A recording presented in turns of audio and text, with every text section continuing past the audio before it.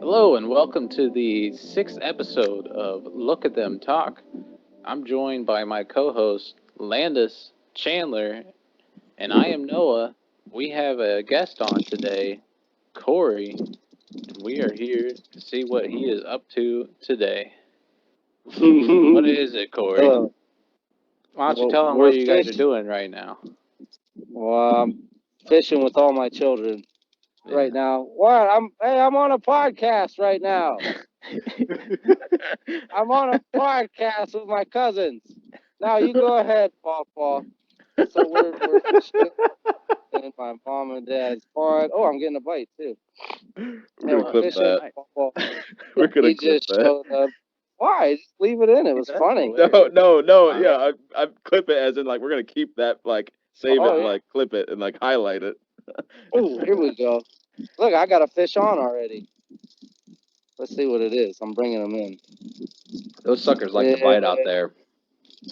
Oh, dude. Oh, dude. Oh, Big yeah. one. No, I Yeah. had a bluegill. And he's still on there. But right when I got him up to the shore, because there's a bunch of largemouth bass in here, and they're spawning. And so they're Oh, they just. go up and try and get them. Oh yeah, yep. I got him up to the shore, and a bass came out of nowhere and was like, "Get in my mouth!" Oh, But jeez. Oh yeah. the bluegill. See, here's the problem: is all the bluegills that we bring in are just a little bit too big for these bass to fully get in their mouth. So Yeah. like they'll grab them and they'll try to get them down, and they won't be able to. But it's I don't know, it's pretty fun. So, Mm. That's cool to Yeah. watch. Yeah. but First, anyways, oh shit. I went fishing out there, and I mean, no, it was like a minute, and I had something on the line. Oh yeah. Typically, it's not that quick, but those suckers are out there wanting to eat, and they want to eat Oh yeah. now. Yeah, they are hungry out here, dude. Oh yeah. This is like the third or fourth time we've come fishing down here since like Saturday or Sunday, I think. So The pond is loaded. It it is. really is. It really is. Before we started, Dad's like, "Well, there ain't gonna be nothing big in there because of some rain or something." He's like, "It's all gonna be empty." And then boom, like 5 minutes in, we pull out a giant largemouth bass, and he was like, "Well, I guess not." And then he tried to tell me that they were smallmouth, and I'm like, "No, those aren't smallmouth. They're huge." And he's like, "No, it's smallmouth." So I had to look it up. I didn't get a chance to rub it in his face yet, but they are largemouth bass. Better take that opportunity when you can. Which yeah, I'm going to. You have to. It's not very often that you get your dad. You know what I mean? You Mm-hmm. gotta let him know. Gotta check him. Gotta check him. It feels good. Yep. Hey, get the Yes. power of the internet. Okay, there you go. Yeah, So sometimes for it's good. oh, just I want just a quick little update. So the first guest we had on was obviously Anthony, which was Landis's brother. Yep. Cory is my brother. Tell him, man, we got another fish on. Yep, But I'm the much cooler brother. obviously The better and more handsome. the majority of our family already knows that, and I think they are the majority of our listeners. So Yeah, probably. Oh, so it's not too that big one's of a cute. surprise with the whole they're the brothers. But it is, if for anyone who's not family, Cory and I are brothers. He may be the cooler one. I'm the better looking one. That's debatable. It's not debatable. It is evident that I got the better genes. Fully ever. That's fine. I'll let you have that. Yeah. That's okay. So, what's our age difference, Cory? 6 years? Yeah, 6 years. I was born in 90. You were 96. You guys were 96 all for born six in years. 96, right? Yeah. Yeah. All born in Yep. 96. Yeah. So, you guys growing up, what was it like with me, would you say? well, looking back on it, I kind of feel bad because I feel like I was meaner to you than I needed to be. But I don't know, it was a little crazy at times, yeah. because Chandler was a hellion for a little bit, but Chandler was the baby of the family, and the babies are always the hellions. There you go. I got him. Yeah. So I mean, he was a little crazy. He was wound up, and like we used to share a bed, and when we go to sleep at night, Chandler would never like to just go to sleep, so he'd sneak under the covers and pinch my legs and stuff, and keep me up, and I'd have to be like, Chandler, stop it, Jesus, come on. That was the water bed, wasn't it? Well, yeah, first we had the water bed, and then it was like a normal kind of bed. Then we had the bunk bed, and that was probably even worse because me being the older brother, I was like, well, I'm taking the top, and there's a 6-year difference for us. So if Chandler was 6, I was 12 already, and I was not a small 12-year-old, and I got top bunk, and I think I made it till like, or maybe it was like 12 or 13, and then eventually Chandler was like, dude, you're too big, and I'm worried that you're going to bring this whole house of cards down on me. And I was like, well, I'm not going to the bottom. You can suck it. And so Dad came and split up the bunks. So we had 2 beds in our little room and shared the room. That's right. So it wasn't bad. Yeah. I remember that. Give me that one. Yeah, it was a pretty sweet setup. Remember the baseball mural? Yeah, I drew on it. Yeah, you drew on it like because you were tracing the lines. Because it was the base lines. Yeah, the base path. You were like pretending a guy was hitting and running the path and stuff. It was pretty neat. It was like a giant mural of a ballpark. It was really cool. Yeah, but it wasn't like an MLB ballpark. It was just some. It was like a minor league park. Yeah, some unknown team somewhere. Yeah. Yeah, but it was still cool nonetheless. That was before fatheads and stuff. So it's not like every kid had some awesome sports thing on their wall. Yeah. Yeah, I always thought that was really cool when I went over there. What ended up happening to that wall? Did it get taken down? Is it painted over now? Yeah. So I think there was 2 different families who lived there before me and Jess came back there, and one of them took it off the wall, which was stupid. So dumb idea. Yeah, I know. So now, when we moved in and when Zachary was born, my oldest, I painted it like 2-tone because it was navy blue. So then I did white across the top because I didn't feel like painting the whole room. And then after that, I took chalkboard paint and I painted the bottom half in chalkboard paint so he could go in there and write on it whenever he wanted to. So now he's got shit written all over it now, and it's pretty neat. He likes it. It is cool. Yeah, it's not too chalkboard paint bad. is sweet. I mean, that's a good like replacement for it. I mean, chalkboard paint, let the creative mind go wild with that. So Yeah, exactly.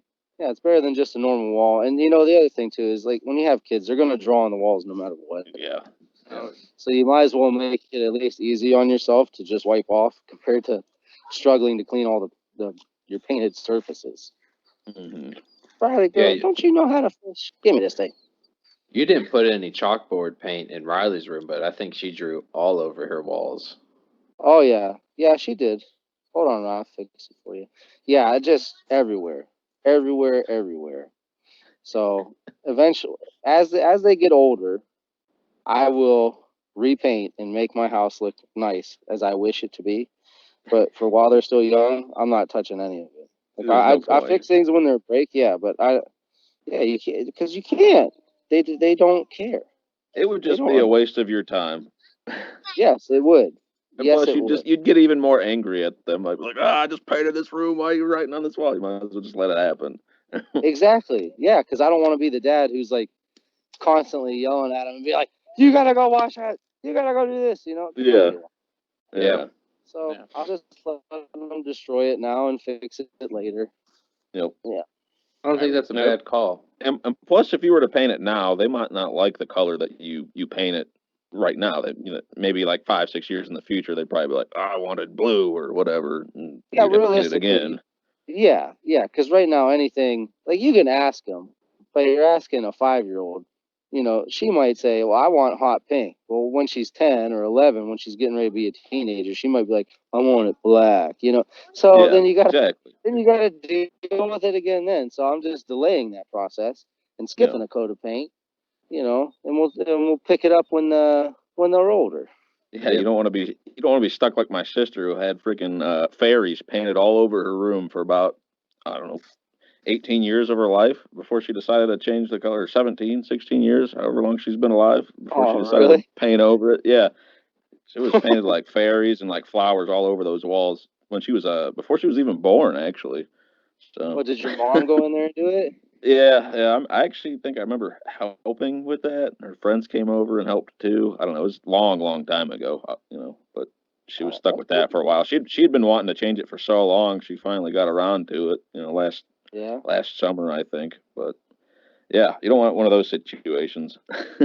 No, not really. I mean, although I think fairies and flowers are cool though, but yeah, I mean, I guess as you're a teenager, Yeah, yeah, no, it's even Yeah, for a that's how you girl, do it. probably not. Yeah. Like imagine bringing your first girlfriend or boyfriend back to your room and you have you got embarrassing little fairies. kids saying drawn all over it. Yeah, Yeah. exactly. She had like a SpongeBob like written on one of the walls. Like, oh Oh, gosh. really? Yeah. That's actually really neat. All right, Zach, you're good. Oh well. Yeah, everything must change in time. Nope. Nope. Yeah. Yeah. I remember going up stairs in like the first house I was in. I was a little kid. I must have took some pen and just on the jut out from my closet going into the hallway there, I just took Yeah. it and scribbled all over it, just some nonsense. It didn't even look good at all, when you Yep. look at it a couple of years later. But we finally got around to cleaning it up. And I remember this. It was right when they started doing the promos for the magic erasers from Mr. Clean. Oh Remember when yeah, those it are first great, came by out? the way. Early Yeah. Yep, 2000s? I do. Yeah. Yeah. So we got one in the mail, and we were just like, "This is awesome!" We cleaned all the crap like that. We thought it was Nice. so much fun. It was probably the only time we thought using those things was a lot of fun. Yeah, But probably. yeah, Probably. Oh hey, you made a memory, so that's all that counts. That's a good thing. Yeah. yeah, As for drawing on walls, I think there's only one type that always stays up in a home that never, or at least that typically doesn't get painted over, and that's the height. When you record the height of the kids. I know me and Cory Yeah. had that, but I don't remember if Landis, you had that in your guys' Oh yeah. house, or if Oh Noah yeah. had that in your guys' mm-hmm. house. I think I was on Noah's wall at one point. Yeah. Every now and again, they come over and measure you. Yeah. Yeah. No, we had Even one at our house. remember Graham had a bunch of those. Yeah, she may have as well. She did? I Yes, think she from did. the She never kitchen measured me. into You might be the on there. room Oh, behind maybe. the. Even Brianna got on there. Really? So yeah, you're probably on there. Unless she I painted don't over it, which I isn't don't something ever Graham would remember. do. No, Graham would definitely not paint over it, and if she did, we'd Yeah. have a park and she'd cry. Yeah. Which is okay. If Graham's listening, that's not a slight. I enjoy that. It just means Graham's got a big part and she loves us a whole lot. that she does. That's That she does. Yeah, she does. I don't think anyone can love as much as she does. Yep. All right, give me that worm. But I'm just wondering, how do you think that's a commonplace for most families in America? Do you think that goes outside of America? Do you think that's really a United States type of thing? The height thing? Yeah, do you think other families, typically record heights on the walls? Oh I, yeah, I, for I can sure. remember, I went over like friend's house, and you don't look for it, but You ours never is pretty saw it? prevalent. Yeah, I don't remember I've seeing seen it at it. like friend's house. I've seen it at other people's houses before. I think it's a pretty prevalent thing. I mean, it's Yeah, a I would say it's prevalent. it's a really good way of tracking progress. I mean, if you see your kids every day, I mean, you're probably like, oh, they might be getting taller, but you don't really know how much unless you've got something to look at as a reference for. And I feel like most families want to know that. And Yeah. my dad would usually just do it like staring at me at the dinner table and just get one of those like, "Did you get taller?" get up here on the wall. Just like, okay, Yeah. I go get measured. You're like, oh, yeah, I did do a quarter of an inch. Yeah, I didn't get a whole lot of those fucking short life. Go up to the freaking wall and like, oh, it looks like you gained about a tenth of an inch. Nice job. Nice job, Landis. I blew past Cory at a young age. Yeah, you're much taller than you should be. Cory might have the 6 years on me, but I got the height, and I think we lost him. Yeah, I think he left. He's still in there. It's just might be having some difficulties with. Oh, there he is. Goes. Hello. There he is. There's that beautiful man. Oh, He's all back. right. Well, listen. Yeah, but I got another issue. My phone's only got 1%. So Oh no. Oh man. my power went out yesterday. Listen, I can get Mom's phone though. I could just come back in with her stuff. Yeah, do that. Can you send her a link or whatever? I don't know how to. All right, just send it to her phone and I'll grab her. All right. I'm trying to hold it over. Oh wait, well it's in my email, right? Yeah. Should be. Yeah. You should be able to just log in. Because you're friends with Skype. Chandler, so. Okay.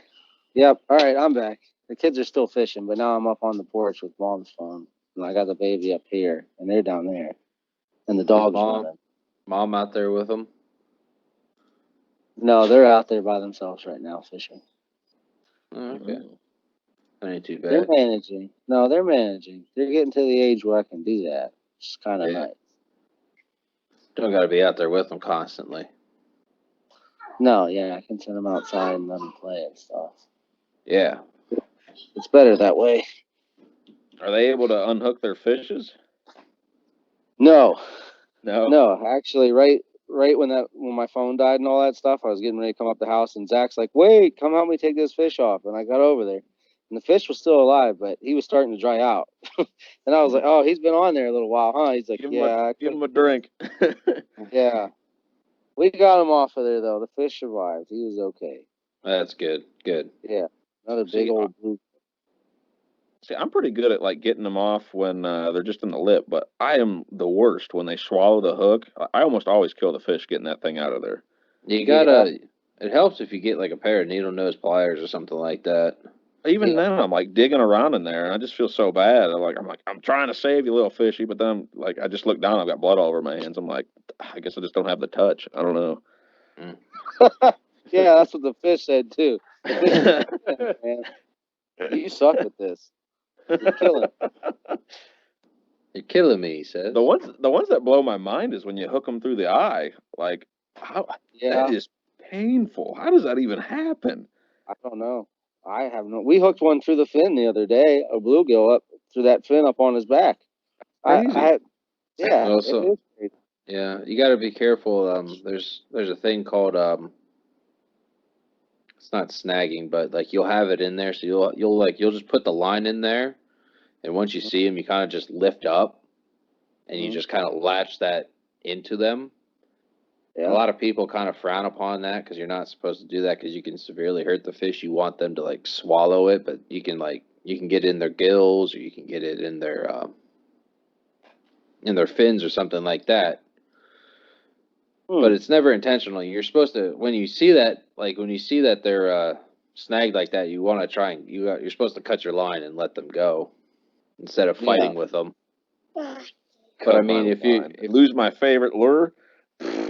That's what I believe. I don't know if that's what you're supposed to do or if that's just like the honorable thing to do.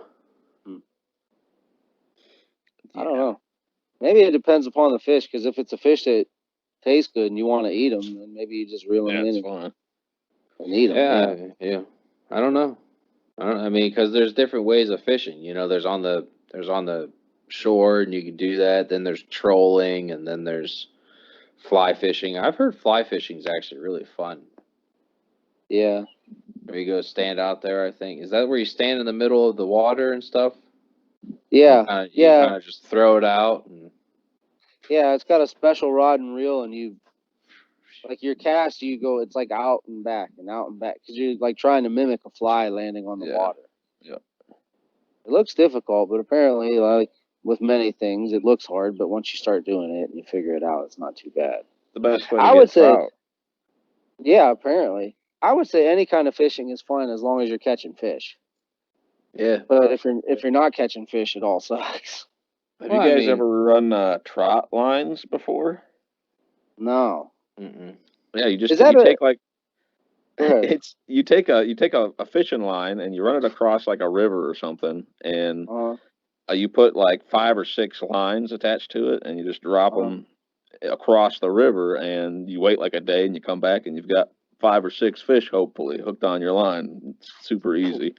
well, that's actually Those really guys awesome. are there for a Yeah. long time, though. No, yeah, it's like I think it'd be better for like a survival or like living on a homestead kind of situation where you just set it up. It's like, oh, I'll get some food for dinner tonight. Set it up in the morning, come back Yeah. later, see what you got. Yeah. It's like Yeah, trapping. Yeah. yeah. That kind of reminds me. I made a crawdad trap, and I'd like to try that out. I got to finish it up though. I got to make the cones for the crawdads to crawl into, and a little gate up top. Hopefully, I could How have some. What? how come they can't crawl back out? What Well, makes it so they can't? so you make it a cylinder, and then you got the Yeah. cone, and the cone they can't get to the edge of the cone. Once they fall in, they can't get to the top to Yeah. the cone to crawl back out. So once they're in, they're in because of how it's set up, and that's how the trap works. So that it allows them to crawl in, but you can't crawl back out because they can't get back to the hole once they drop down. Oh. So is it like a vertical trap? Well, I No, was like imagining it's no, on the side, like it's on its no, side where they crawl in that it's way. a cylinder on its side, and so it's a full-on cylinder, and then you got on both ends. You can have what would be like imagine like a cone, right? So you got a cylinder on the bottom, comes up into a peak like a triangle, a cone. Yeah, yeah, We're all thinking about the same geometric shape.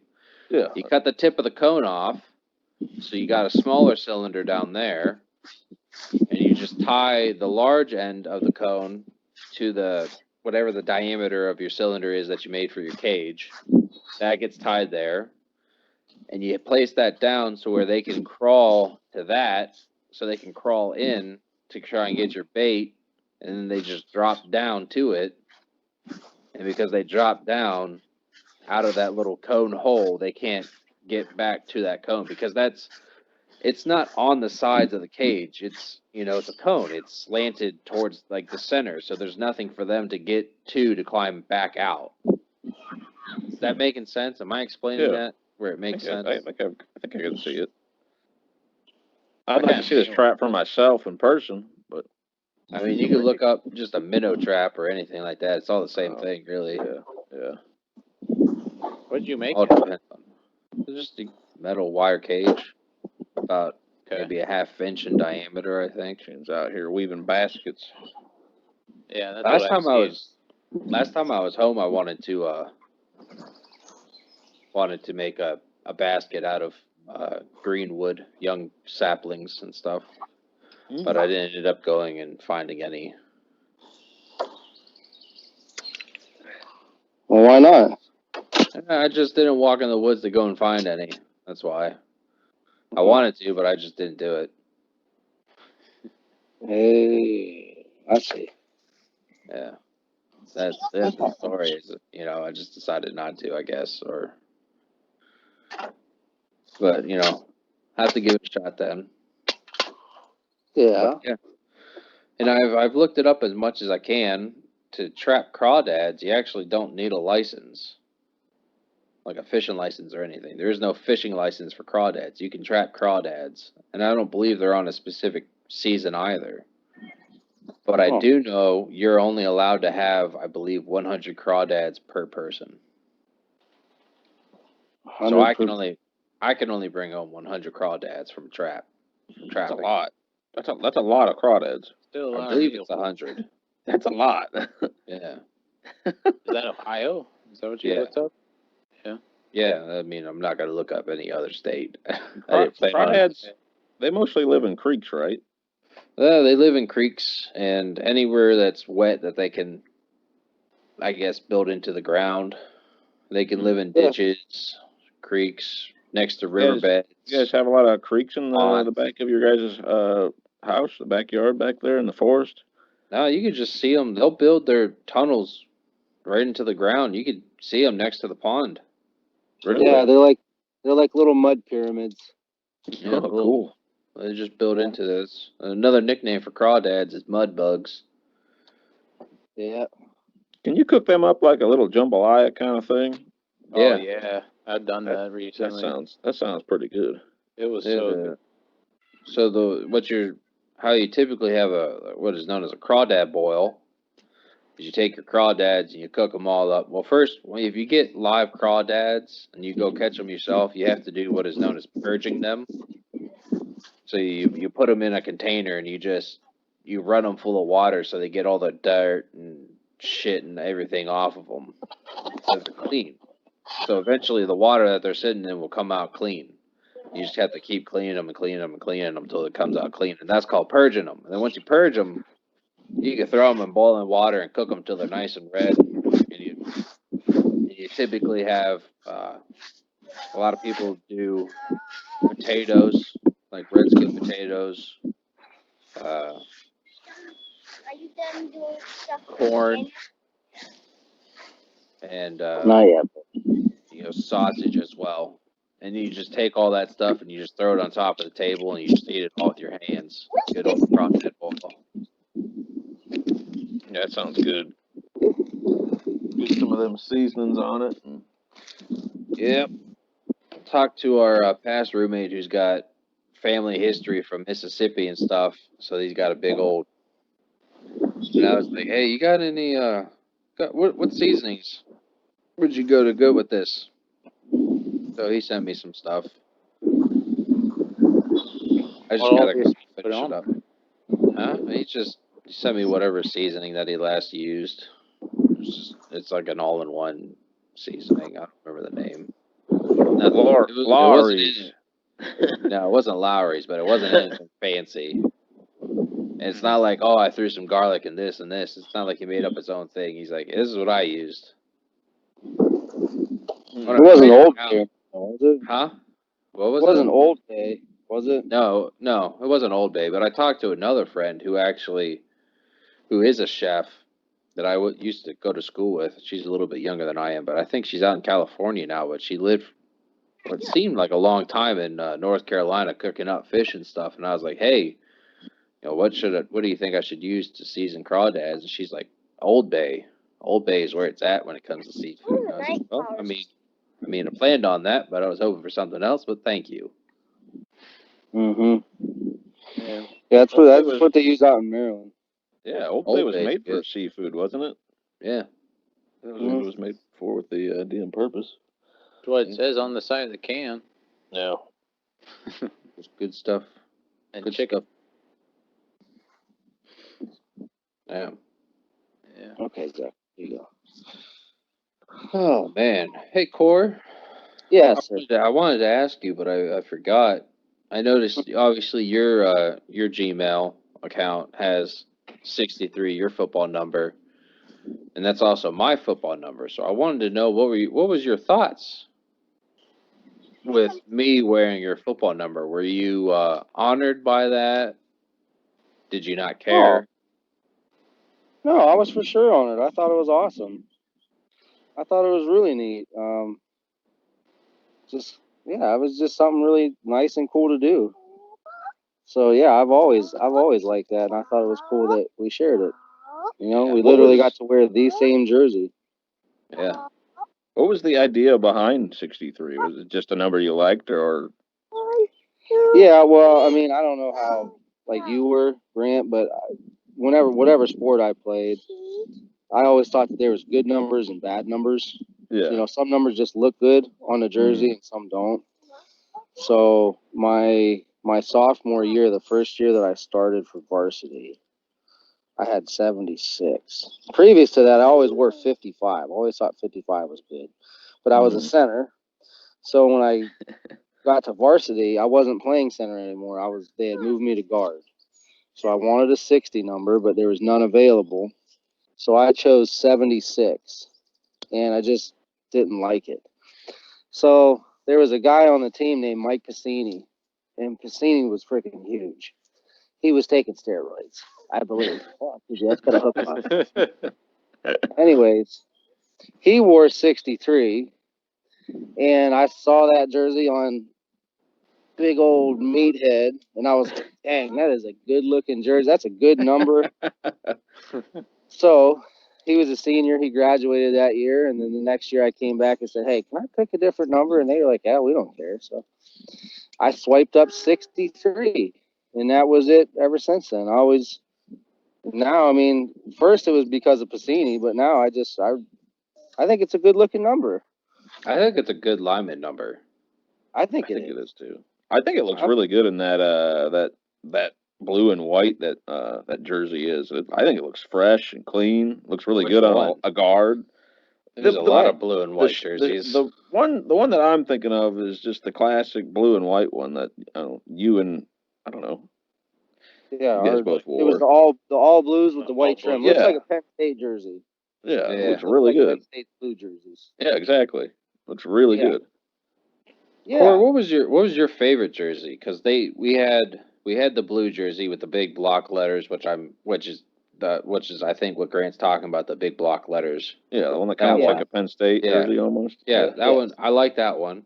We got the red jerseys, which I liked even more, which I think we wore like majority of my senior year. We wore those just about every home game. Those are fun. Yeah, we I think the coolest look was the all blue, but we wore the red and blue most because and not to be braggy, but we didn't lose very much. We only lost like I think 5 games every year. You guys were really good. Yeah.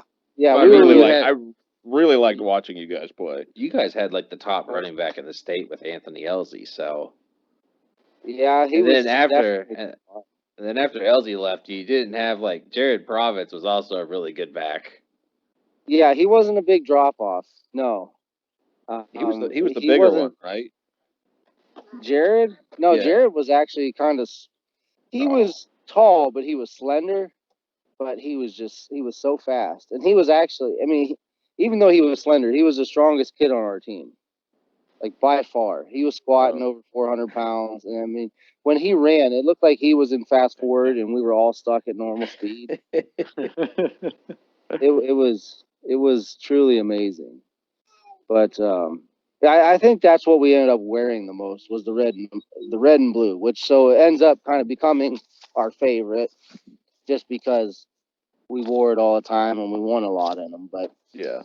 I liked them all. The only ones I didn't like is my senior year. They came out with kind of like a reverse of the all blue ones we had. They were all white with blue trim. Yep. I didn't like those ones. I thought those ones looked crappy. The ones that I did not like were the white ones, but they had there was kind of like a curly Q on the numbers. You know what I'm talking about? Yeah, those were I did not like those. Ones. Those were so tight. Exactly. Yeah, they were very tight. They were tight and they were uncomfortable, and I just didn't like the style. They were different stylistically from the rest of the jerseys, and it's kind of like when the Browns redid theirs, you know, where like at first glance you're like, oh, this is new and cool, awesome, but then after you look at it for a while, yeah, you're like, geez, this is just stupid. You know, we're the damn Cleveland Browns. We should look.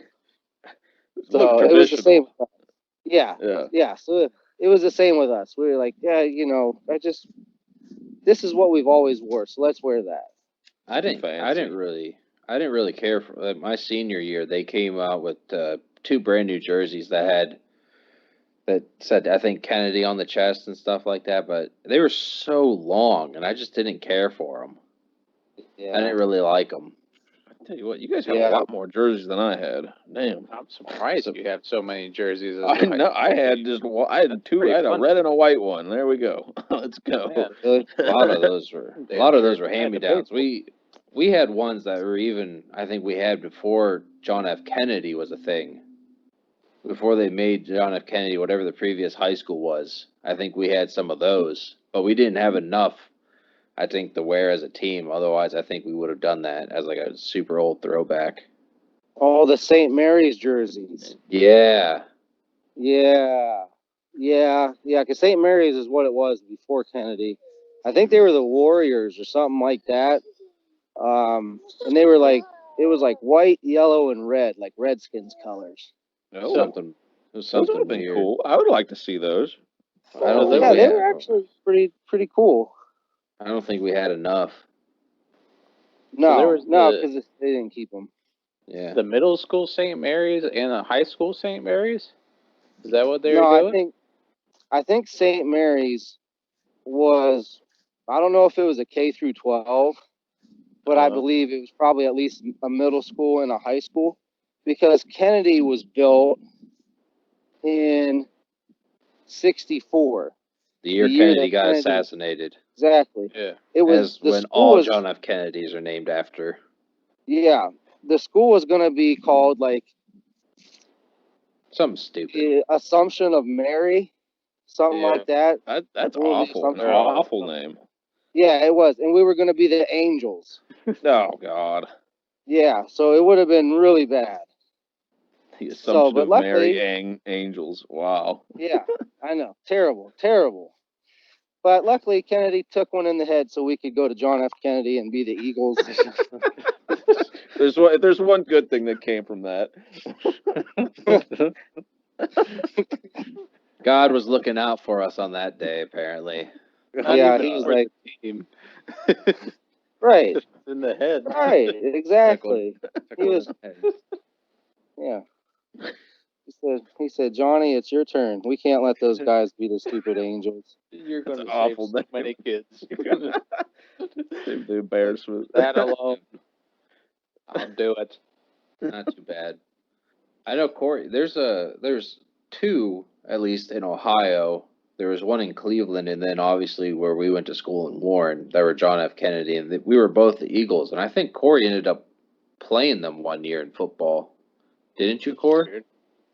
No, I never played the other John F. Kennedy, but their Letterman's jackets were exactly like ours, same Looked colors, exactly like and same ours. eagle and stuff. So there was a couple Oh, times when we went to Cavs games and we were up there in Tower City, that I had my jacket on and like some random lady came up and was like, "Oh man, you go to Kennedy?" And I was like, no, I go to the one in Warren. I'm sorry, it's not the same one because I don't think their Kennedys. It's not like St. Ed's or St. Ignatius. You know what I mean? yeah. It's Yeah, it's not a powerhouse. no, It's not no, a D1 school. no, it's a little small school. So I mean, ours is too. I mean, where we went to school when they created the Division 7 in Ohio sports, we got moved right to it. So, yeah, Itty bitty. yep, we're tiny now. yeah. There you go. Which is it's so weird because like We how used to be many? Division 2. Yeah, I mean Ew. you were what? You were 5 or 6, right, when you were there. We started in 5 my sophomore year, and then my junior year we were in 6. No, we were in 5 my sophomore and my junior year. Then we got moved to 6, and then the only reason we got moved to 7 is because, if you remember correctly, they split Division 1. It's not they didn't make an extra division on the bottom. They cut 1 in half and made like 1A and 1B. So that's how we ended up in 7. Yeah, well, I mean that's where we're at. Yeah. Is That's that where I- school big where I enough got to the hold school more people than they have there, or Yeah. what? Yeah. Oh yeah. Oh yeah. The big Just place. falling off. I could just remember walking. There's so many lockers all around that There's just like are tons not of used empty by anybody. classrooms. There's Well, not empty classrooms, but there's just empty lockers. Yeah, there's To be whole honest, hall. There's hallways that never get used that just have lockers. Yeah. Just a drop off of private schools. In or... fact, a lot of those lockers are actually used to hold books for like Oh, really? classes and stuff. Yeah, yeah. There's just books inside of You gotta put lockers them that are all somewhere. just the same book, and then you Yeah. just go and grab them, and that's that. I didn't know that. Yeah. That's interesting. No, Grant, it wasn't the drop off of private schools. It was just a drop off of Warren. Yeah. Because Yeah. Warren at one point schools had got axed. it just Warren had like 1,000 people at one point when this city had a bunch of jobs and stuff. But as jobs and everything left, the amount of people left, so attendance just declined over time. Yeah. That makes So, sense. Steel That happens. factory. Time Yeah. moves on. Very much it's a factory town as we Yes. come from the Rust Belt, so Still a couple steel factories there, if I remember right. I don't know if they've shut down since, but yeah, no, they shut them down. they did. Oh, damn. Yeah, WCI was the last one, and then they shut that one down. And then somebody actually bought it for a couple $1 million and tore it down and just scrapped it and made like $8 million on the deal. Damn. Wow. Yeah. So if you guys remember where WCI was, I think that's Main Street over there. That whole factory, that whole thing that took up probably a couple hundred acres is gone. There's just nothing there. There's a wall left, and it looks really weird when you drive by. Oh my. Yeah. Open land for anybody who's wanting to put anything there, though. Yeah, pretty much. Sounds like there's a I mean- bunch of people willing to work for it. downtown Whatever Warren you put itself there. is kind of getting a little rise in businesses and stuff.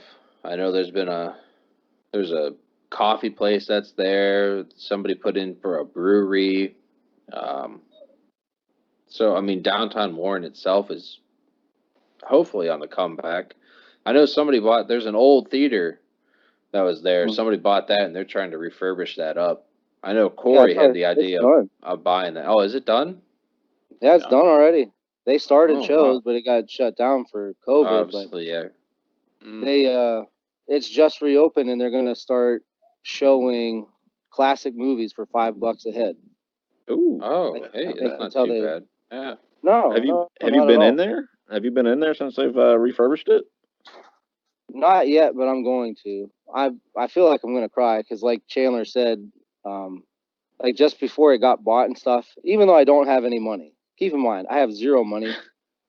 Nobody did anything with that thing since like 1972, and so I got it in my head that I was gonna try to go find investors and buy it and renovate it and do exactly what they're doing with like shows and movies and then do pay-per-view events and a whole bunch of stuff like that. I had just found out who owned the building and I was literally getting ready to contact them to see what they wanted for it. And then I heard that this guy who grew up in Warren went off and made a bunch of money, came back and bought it and did my idea. God, that sucks. Yeah, good a little idea. bit. Yeah, Yeah. well, at least you know. You'll see if your idea would have worked or not. I mean, Yes, exactly. So I get the best of both worlds because I get to say like, hey, I thought of this too, but I didn't spend $5 million to try to see if it would work or not. Because I think that's what he put into the whole project was like $5 million. That's a lot. I'm not That is surprised. a I mean, lot. that's a lot of work that probably had to go into remaking Oh that. yeah, it must be really Yeah. nice. they did it. He did it so it would be original. So Okay. all that original plaster work, the fixtures, all that stuff, it looks just like it did when it was built in the early 1900s. Because that's actually the Warner Brothers had a part in making it because Warner Brothers from the Warner Brothers movie television production company started in Warren, Ohio. Oh, is that true? Wow. Oh yeah. Yeah, I that's knew true. I knew they were from. I believe I knew they were from the area, but I didn't know if they were from Warren, Ohio. Yeah, I believe it's Warren. So they were I thought- definitely at that theater at some point. Mm-hmm.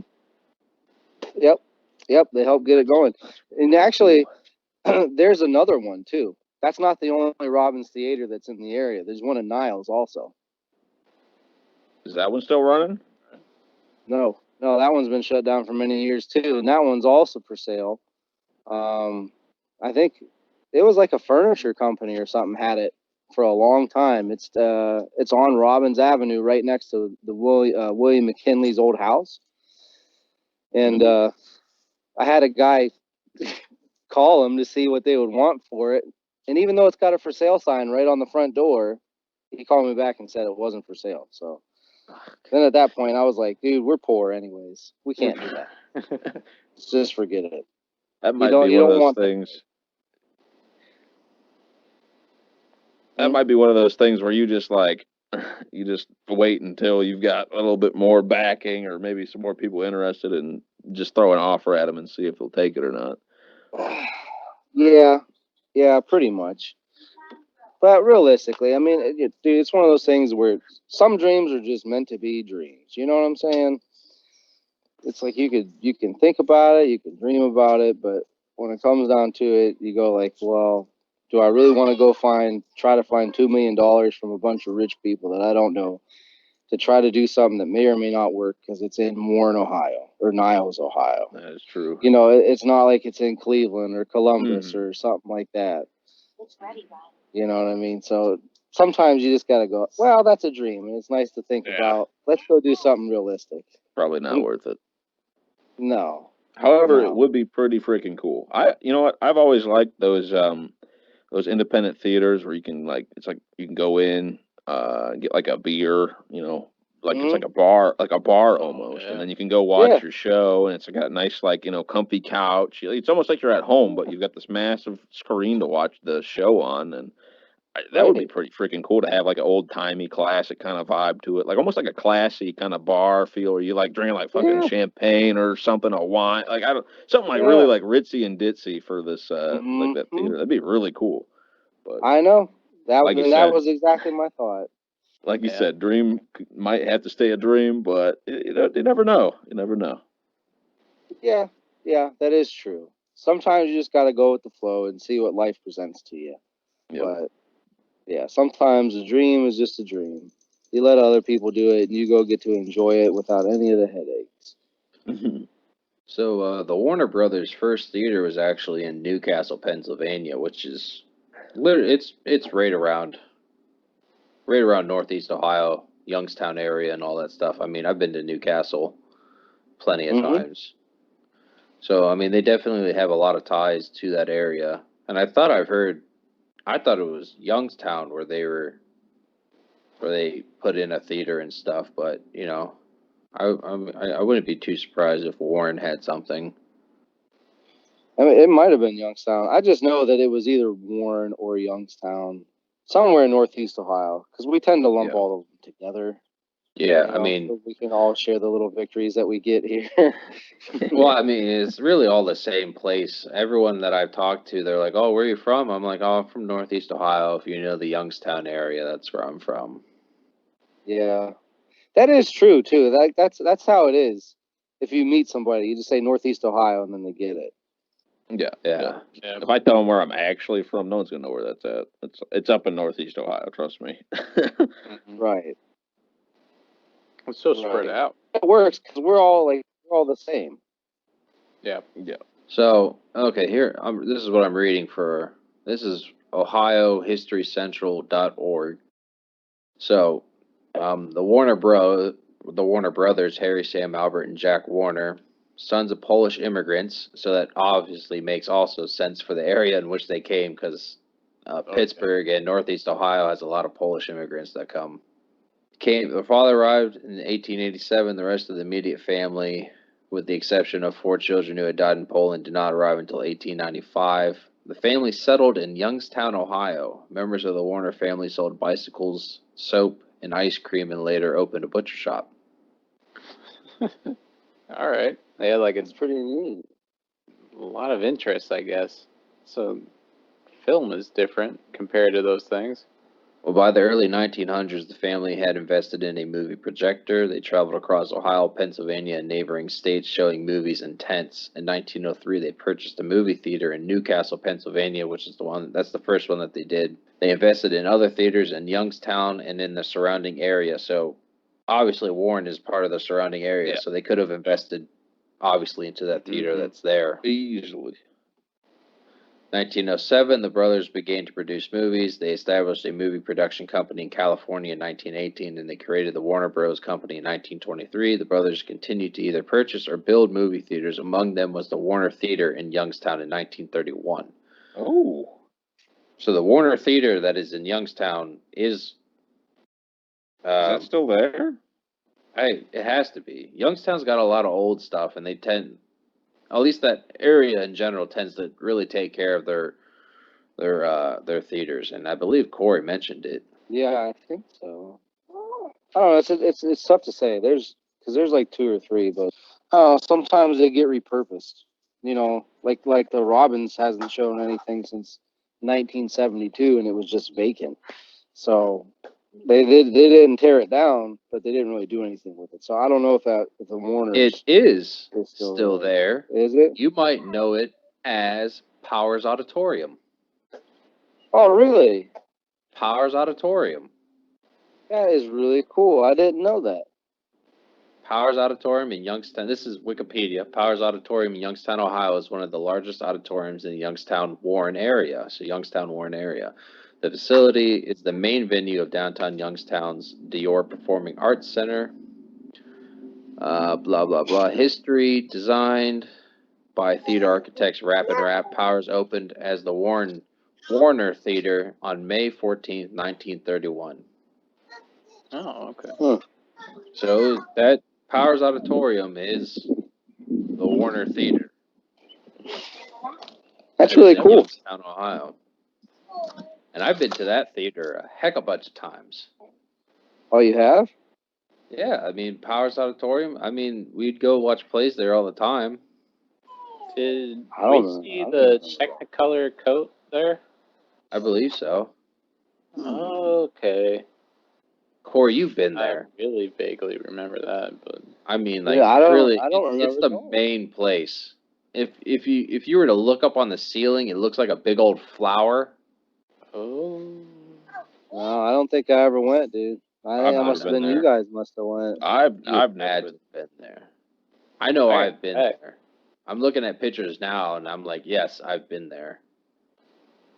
Powers It's Auditorium? it's very it's a really beautiful auditorium.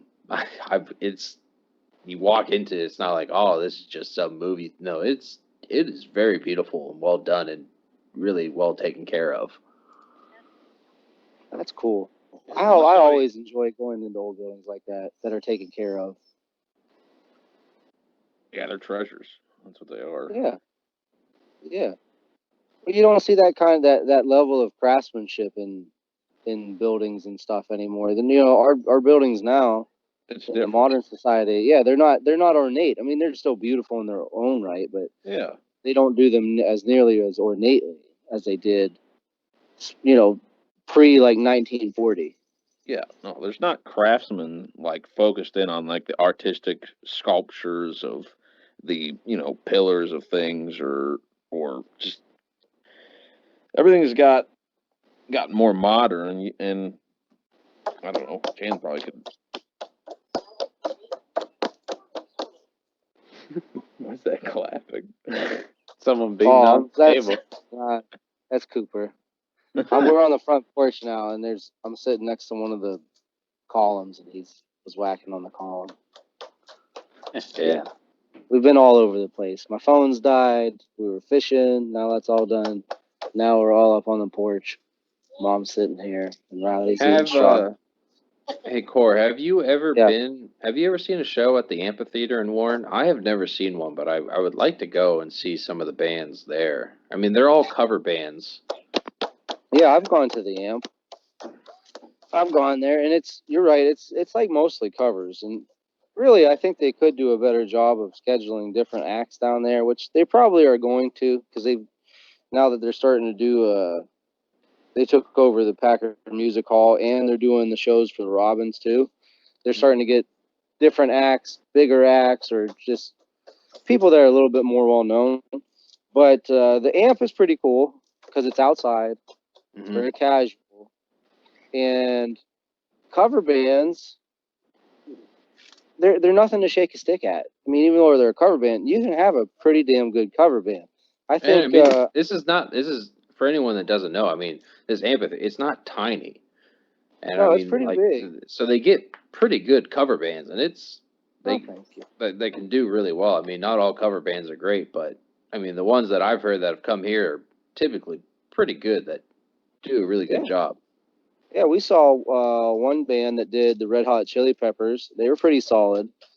Their lead singer even looked like the lead singer of Red Hot Chili Peppers, except like 60 or pounds heavy. Yeah, Uh, that's but he had how the it goes. long hair, and he did it without a shirt, so it was cool. And I think I saw a Tiny Kiss band there too. Oh, The Kiss band made up of little people, so oh. that was yeah. Were they It's good. they do all the It's makeup too? the Kiss band. Yeah, they did. Yeah, you got Yeah. to. Yeah, of course you got to. Kiss isn't Kiss without the makeup and the pageantry and stuff. So Yeah, they did that's it the true. best they could, and it was pretty nice. That's true.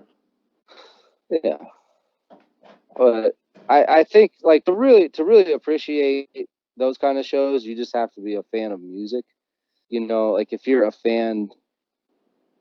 a listener of music who likes certain bands or certain things, or you just don't like concerts, it's probably not going to be the greatest thing in the world because they're not the greatest musicians in the world. But if you enjoy live music, it's a great time. Yeah. And I enjoy live Yeah. music. Yeah. Yeah. Once this goes away and live music really comes back, I've been trying to get you to come down here to come to some little concerts because there's some decent bands. I told you about oh God, what's his name? You were listening to him for a while. I don't know if you still Charlie are. Crockett. Yeah, Charlie Crockett. He was down the road from me. Yeah. Yeah, I was gonna go to that concert, but I decided Yeah. not to. I didn't want to go You by should. myself again, but I should have. Yeah. You should always go when you have the opportunity, whether it's by Yeah. yourself or somebody else. Hey, you're Take right it. down the road. I'd go to those shows all of the time, as much as Oh yeah. possible. I mean, it's right down the road. You don't even have to drive anywhere. Oh, Exactly. it's walking distance, and the last one I went to, the Vandaliers, they're from Texas. They're an alt country band. They were really really good. I mean, I don't know who the guy was that came on before him. Somebody I think that's from the area. I didn't care for his music at all. Uh, he was crap. But once they came out, I mean, there wasn't a lot of people there. I mean, it was like a handful of people. Like literally, like a handful of people were at this show. And he's like, "Does anybody Yeah. got some music they want to hear?" No one said anything. It was crickets. God, that's Oh so man, was he awkward. really that bad? I did not like them, Well, apparently but nobody else did because they just totally donked on him. Just like that's so heartless. I mean, if it, The the guy's only people bearing his don't, soul. he was not. I guarantee you Oh, that he was not bearing no. his I soul. mean, that's like if a girl asks you, like, "You think I'm cute, right?" And you just look her right in the face and go, "No." No. This dude is Think about bro. He is bro country. If bro country was a thing, Corey, you look at this dude and he's like, "I'm country," and you'd be like, "You're a douchebag," is what you are. Oh, okay. Well, then he deserved every bit of that thing because I can't stand those jackoffs. He's got he would wear the baseball cap backwards with the little goatee. Oh, really? That's this type of dude. Hey, I do that. What a dick. Grant, you're a dick. Bro country dick. No, I haven't worn a goatee in a little while. That's more of your style, Corey. You wear the goatee. I know. No, Don't it's shit not. on the It's goatee. it's thing. not. It's the backwards It's hat thing. no. I don't want to get. It's not like Corey's goatee. Okay, it's teeny, kind of more maybe like Soul patchy. no, because the soul patch is No? super tiny. But Corey's is a full on goatee. It's nice and thick. I can't explain it. It's hard to explain. Is it You real know. thin? It probably looks like pubes on a nutsack is what it is. Isn't it? Yeah. That's exactly it. Yeah. Is there I any? know. Yeah. There's specific beards that people tend to grow, that a certain group of people that tend to grow that I would say stay away from, like chin straps. people that wear the thin chin straps. I don't. A lot of them can be a-holes, especially with the chin strap and the soul patch, or the Mm-hmm. long, or the soul, or the thing that goes down that connects it, and it's just the line. It's the Mm-hmm. landing strip for men, I guess you can call it. Oh yeah, I know what you're talking about. I know what you're talking about. Yeah, because it's like they've spent way too much time on it. A beard Yeah. shouldn't look so neat and tidy. I mean, there's taking care of your beard and trimming it up and stuff, but I mean it's just Yeah. those people tend to be buttholes. Yes. You're allowed to swear on this podcast. They're fucking assholes, is what they are. Jeez, hey, take it easy. There's I was kids around, Cory. I was at work today. I was at work today, and the thought popped in my head. I wanted to ask Dad because the first like when you have a story, I think, Cory, of you swearing in front of Dad, and Dad goes, what did you just say?" And you go, "Dad, I'm like 18. Can I not swear?" Oh no, actually, I remember that perfectly. Yeah, no, what it was is we were at Little Wings eating wings, and I think I was Little 15, Wings. 15 or 16, something like that. 15 or 16, old enough that I could get away with a little bit, and I said hell is what it was. I said hell. I don't remember the context, but he looked at me and was all pissy pants, and I was like, Dad, I'm 16 years old, and all I said was hell. I was like, I could have said like much worse. Okay, come me a freaking break here. So It's not even he bad. chilled. That's in the No, Bible. yeah, right. Yeah, so he chilled after that. He chilled after that. Yeah, I don't remember Well, when I started swearing in front of Mom and Dad because I never had anything like that. And I mean, I drop fuck shit all the oh yeah, you time. really let him have it now. I Yeah, drop you it let him all the have it. fucking time. Yeah, but you know what? Listen, to their credit, for me it was 18. He always said 18. Once you turned 18, he didn't give you a shit about it. He stuck to his word, you know. So you could let it rip anytime you wanted, and he was okay. So I They're rip appreciate tater that. chip. Hell, I've Yep. heard him swear before, multiple times. Yeah. Oh, the best Yeah, is when but he He doesn't throws it swear. in there. Although when he When he gets angry, bleeps when he gets himself. angry, he says, yeah, Noah's right. That's the best thing because he won't say Yeah. fuck. He'll be like fuck. Like he's Yeah. fuck. That's It's retarded. even better. Like I know. He's all kinds of crazy Yeah. now. But, "Love him." yep. He, Yep. yeah. I was thinking, I was like, because I was over at Aunt Sandy's and I said something. She's like, "Chandler." I'm like, "What? It's just shit. Can I not say shit? What the fuck's wrong with shit, Aunt Sandy?" Yeah, you know what? I don't understand that from her because I've been hearing her swear a lot more recently. So she has no right calling you Just out for saying the let word him shit. go. I just let him go. I just don't understand the whole like, if you don't like swearing, you don't like swearing, but it's just a word, you Hey, I know. mean, even my mom's been letting them loose lately. I think it's because everyone's just fucking pent up, staying in the goddamn Yeah. house. Can't, Oh, people are just like fucking shit, piss. Just I let want it to get out fucking of good. leave. Good. Everybody's developing a case of Tourette's. I really think swearing helps alleviate. Good for you. Just it helps alleviate tension. I think it's because those words Organic. tend to they tend to have like a stronger, I guess, tie to them. Oh, yeah, like, oh, look, you stepped in poop, but like, oh, you stepped in shit. It has a bigger thing. So like, I think swearing really does help alleviate. It does. It gets it out, whatever you're feeling, whatever you're doing. I think they've had studies on it. Actually, they've said that when you actually say the swear word, you actually release a lot more stress or anxiety from yourself than if you were just to say like freaking or like poop or butt or whatever. But it makes sense though. It just feels so much more liberating to actually feel like you're just letting go and just having at it. You know what I mean?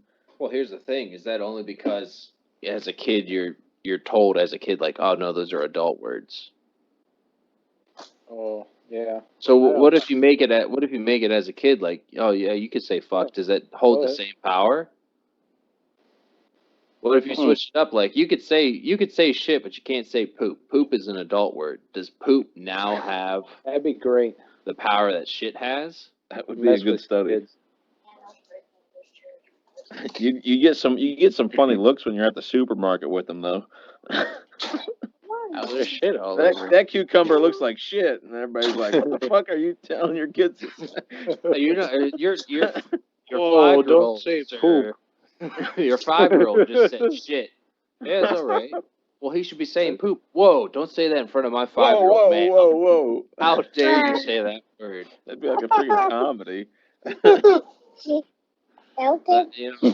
I wonder if having the just the idea of like, oh, you can't say that makes it more powerful, more liberating when you do say it.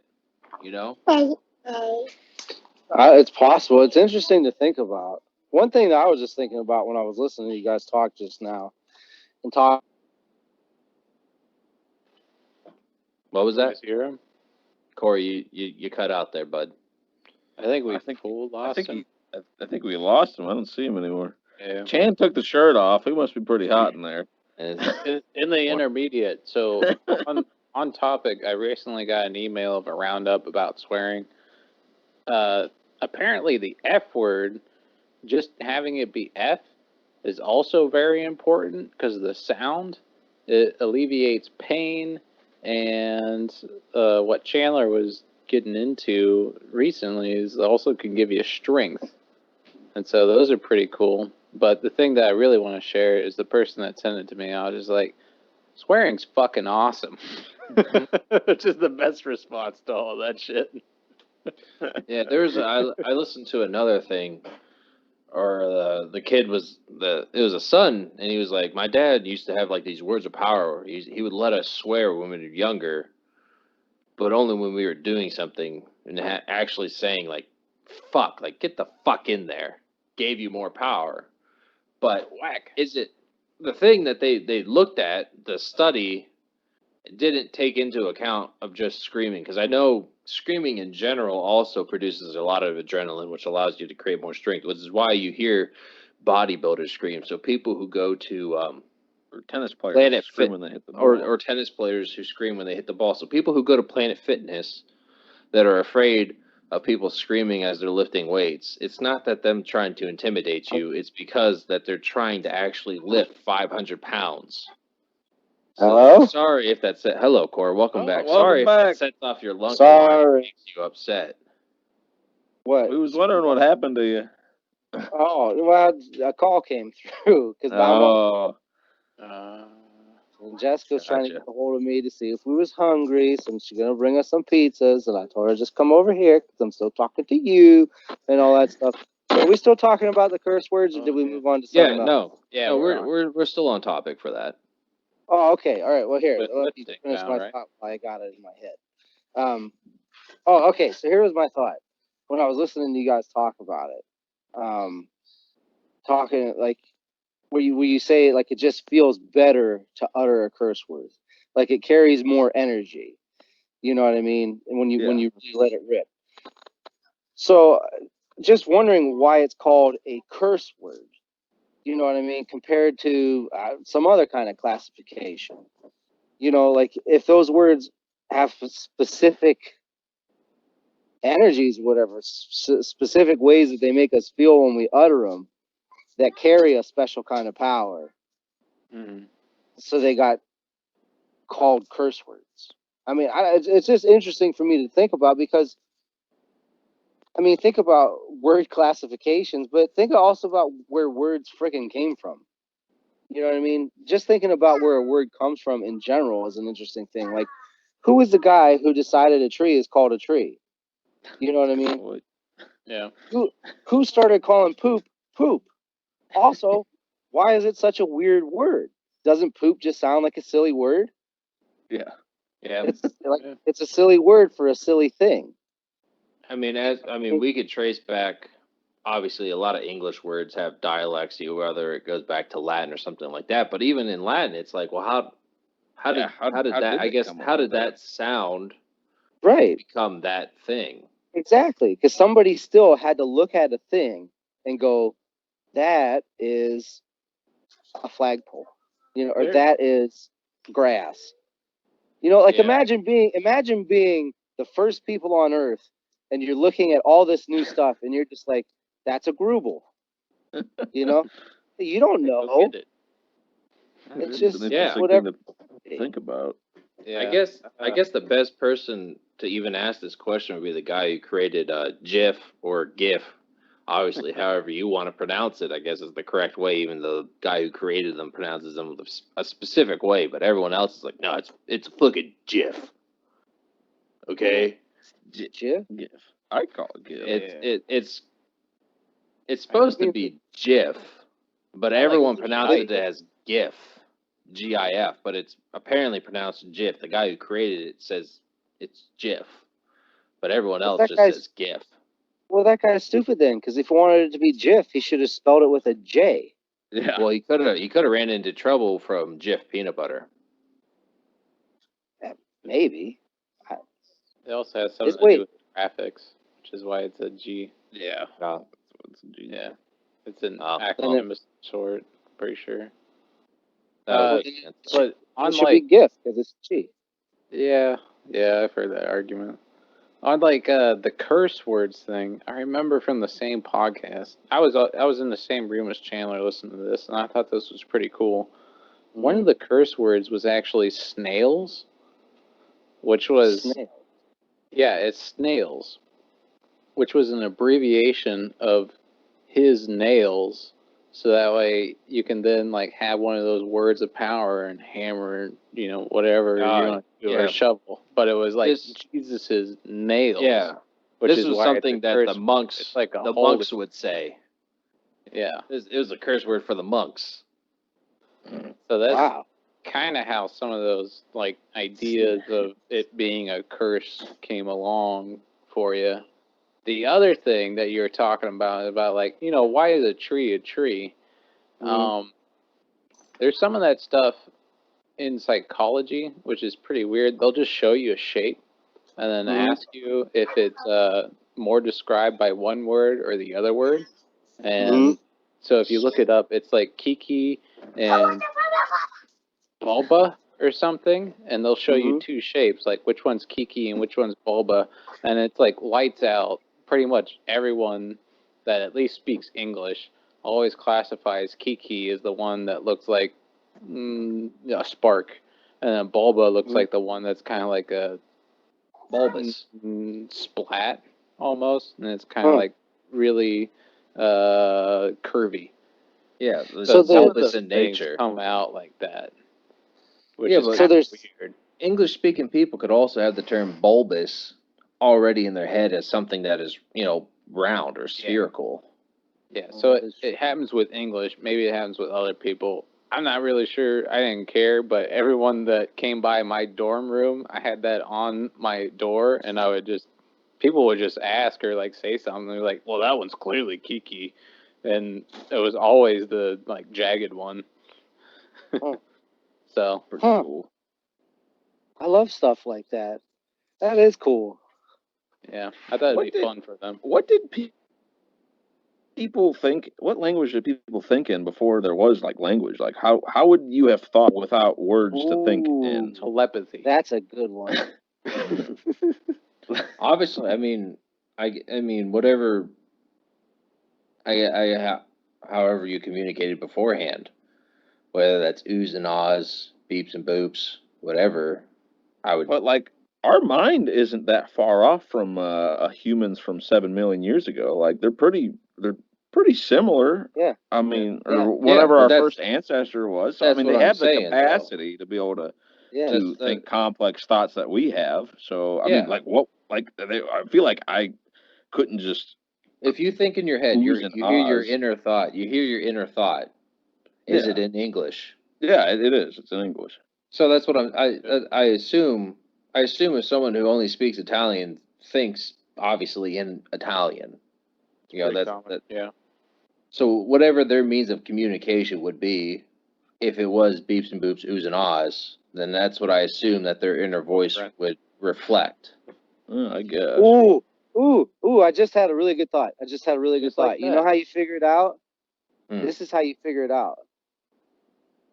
You have to ask a deaf person. A deaf person has never heard language. That is a good. Yeah. No. Yeah. That would They've be never interesting. That heard the might have been language. done. If they were deaf Yeah. at birth. Yes. Yeah. Yeah. If they've never heard any form of language, I mean, they have a concept of like words Well, and what things are called because they have sign yeah. language. Yep. I wonder if it's that. Yeah. I can't even comprehend what they would be thinking. So that's a good. That's a good person to ask about that. Right. Yeah, I mean, that would be interesting to see what their idea was. If Yeah. anyone out there who is has been, oh, you're not going to listen to this anyways. No. No. Oh, I feel so bad. You're so insensitive. Wow. Canceled. Oh, you burned all of it. Oh man, I'm So thinking just bad. about like how far our reach is.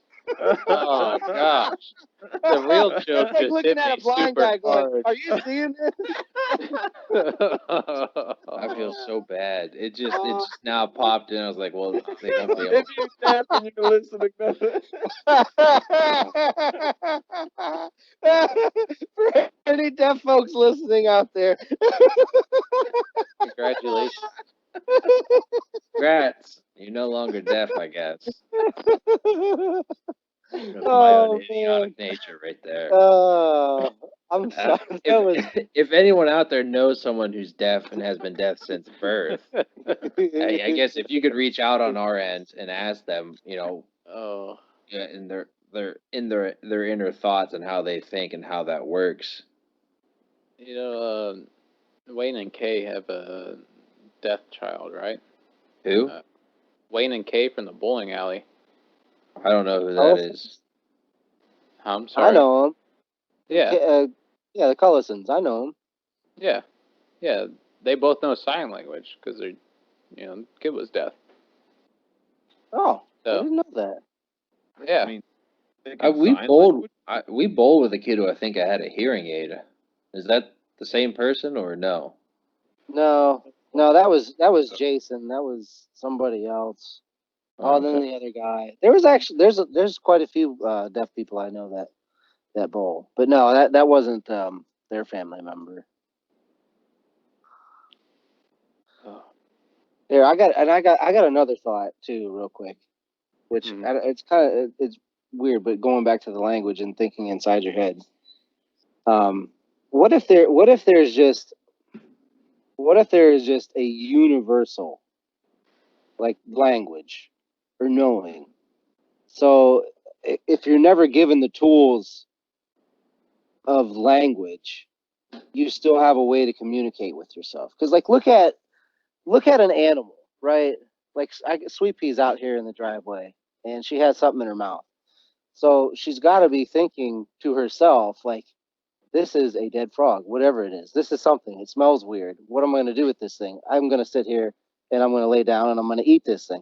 Like, even though she's a lesser animal than we are in terms of brain power and intelligence, like, she still has to think.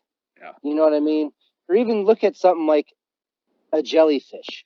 A jellyfish has zero organs, but there's something that tells it to propel itself through the water. And it's got sensory organs that knows when it bumps into something, so it kills it and eats it. I mean, even a tree. Look at a tree. You know, a tree will bend and twist itself to I find mean, a light. Flowers I, open and close depending on the light. I mean, well, I mean, I guess the best question, I guess, for this is, I mean, since Noah is the neuro guy here, the closest thing for humans is like you don't think to breathe; your body just does it. yeah, So I would assume it's the same way, unless Noah knows something. Like we don't think to breathe, do we? Know? Is it kind of just like muscle memory? Yeah, those are usually like just kind of automatic responses. I think it's done by the parasympathetic system, but usually parasympathetic is like automatic shit that just goes on, and you have no control over it. I'm kind of out of neuroscience, more into cognitive stuff. Yeah, like your heartbeat, but also like, also kind of tied to emotional responses. So if you see a tiger, or rather, if I flash an image of a snake in front of you, most people are going to get a big hit, and there's going to be a response that you can't control, which is most likely from our primate relatives or common ancestors, where like snakes, they'd be in the trees at the same time, and it's thought that we would really pick those guys out and have a rapid response because they could easily kill you. And so you're going to not be able to control that for the most part. Right. So that's usually going to be picked up by the parasympathetic system. So it's almost a matter of instincts for the most part? It's not...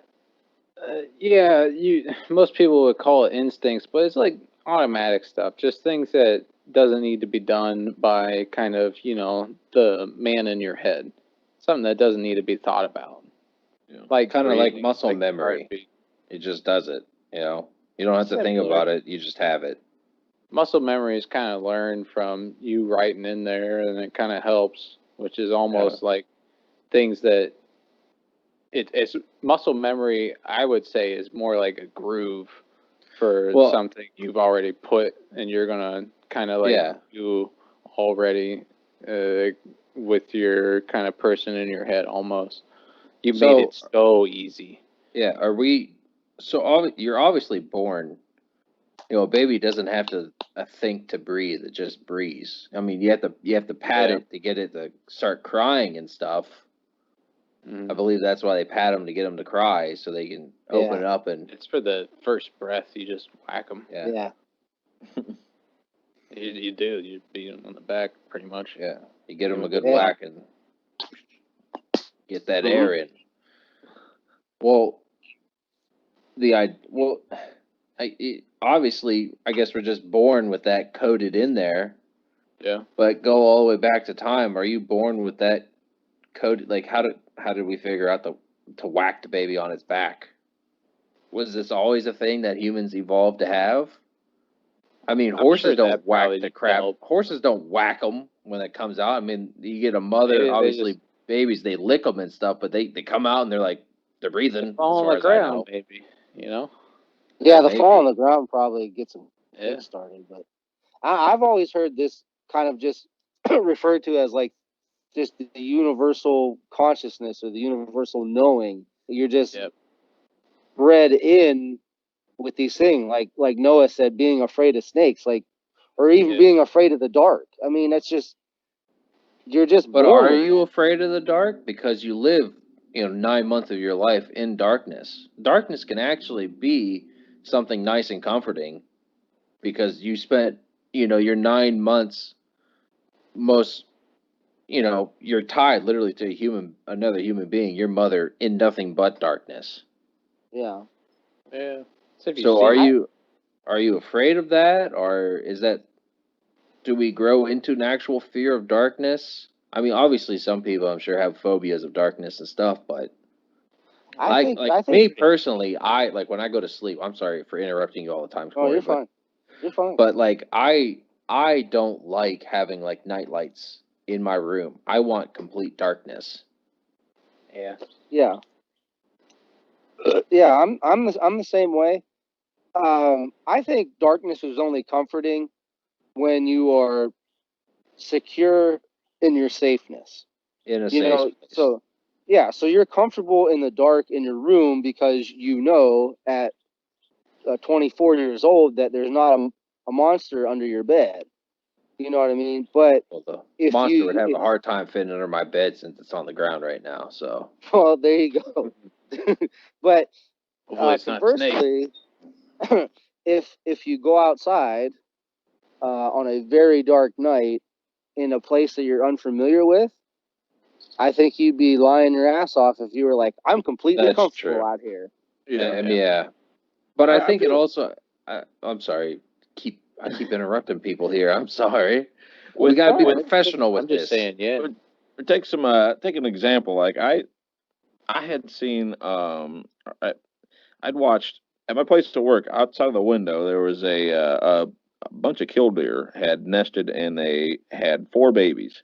And the first out of the first day that this little killdeer baby had been hatched, I was watching it run around, and it was picking at rocks. And then anytime a raven or not a raven, a crow would fly over, it would like dip down and hide. Like it already had that imprinted on it. That's not something that it had learned. That is something that came through genetics or something in order to survive. Because if it would have like not hid, it would have been eaten, gobbled up by the crow.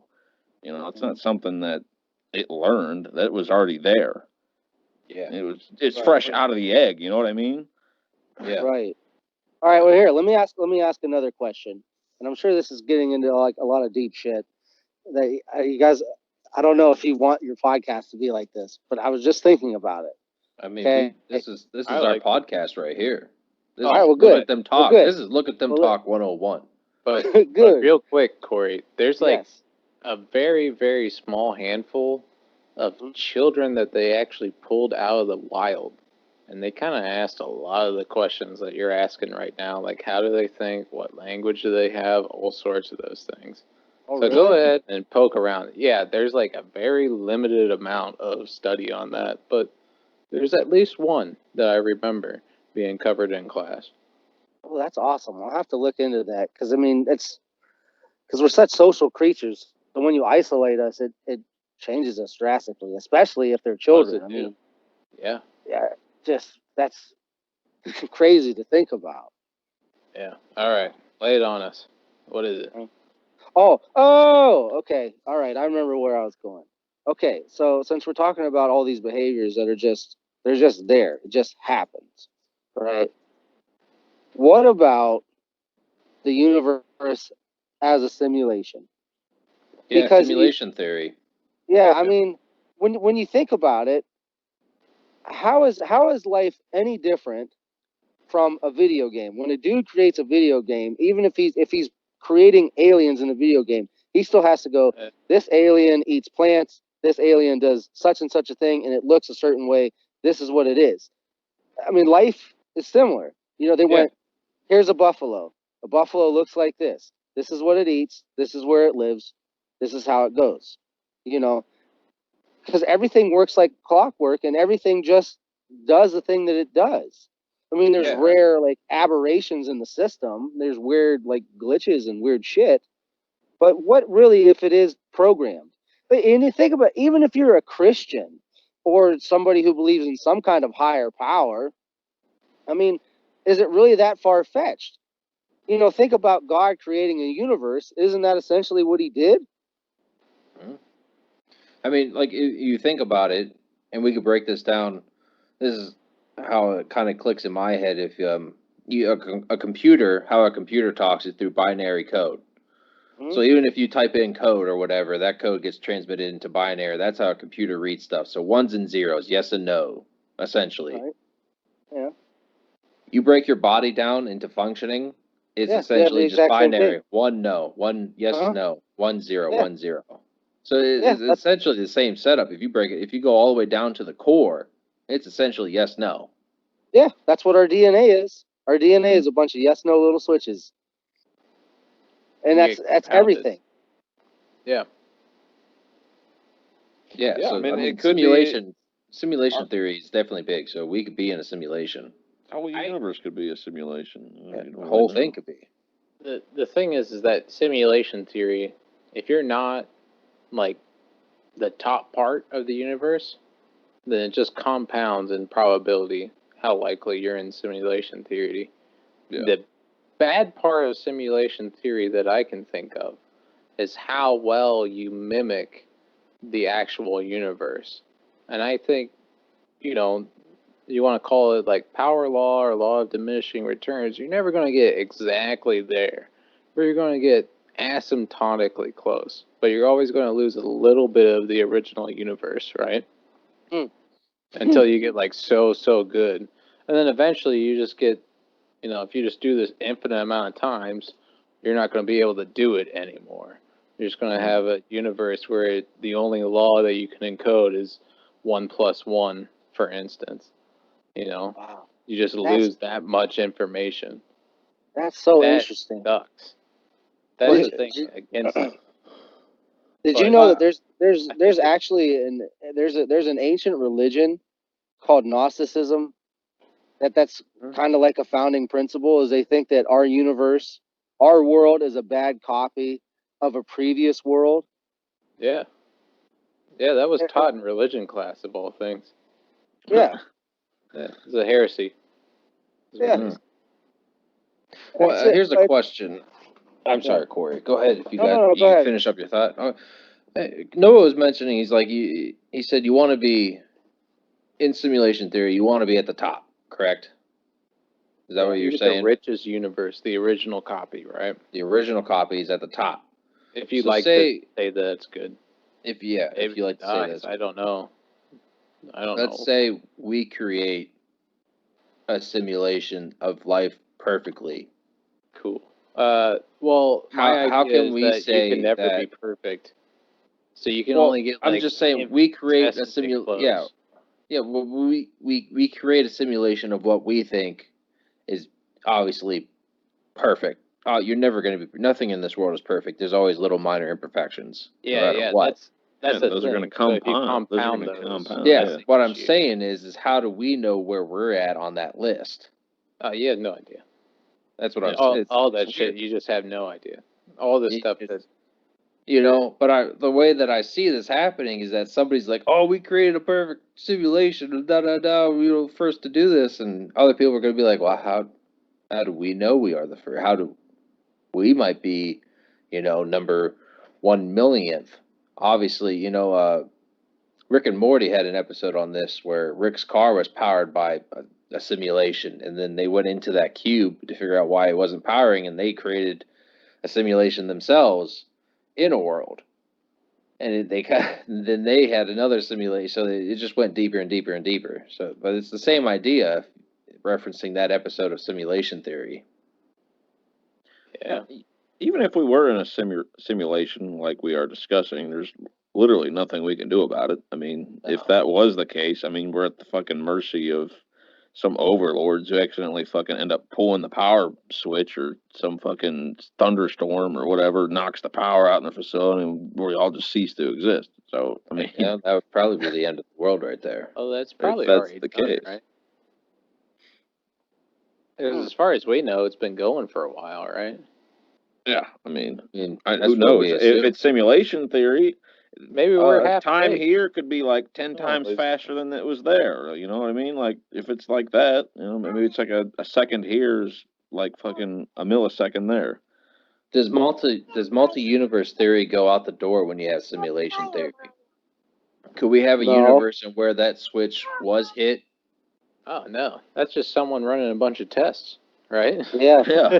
Yeah. We just happen to be in the lucky one that That hasn't had the power turned off yet. That hasn't gotten turned off yet. Yeah, but you could be simultaneously existing in 1,000 other universes that a bunch of either really great or really crappy stuff has happened all at the same all time at the too. same time. Going all the way back to oh god, what is that? That has to do with the new type of science that's happening now. That's because quantum mechanics. Yeah, quantum mechanics. Yeah, that's what I think of when I really get into statistics and try to take it easy, and sometimes just really start thinking about it and second guessing your actions and well, I could have done this, and then you look up that there's a whole theory that you did do that, and there's a whole nother timeline, and there's actually a theory for every single one of those options. And not even that, but just even something where there's an infinitesimal amount of options, like how far I turn in my computer chair. Yeah. There's a whole bunch of universes just from that. It's impossible to think about. Like, oh, I decided not to brush my teeth today. Like, and there's a universe about that or something. Or like, or I flossed today. I usually don't floss. Like, that's a different, something might have happened from that. You never know.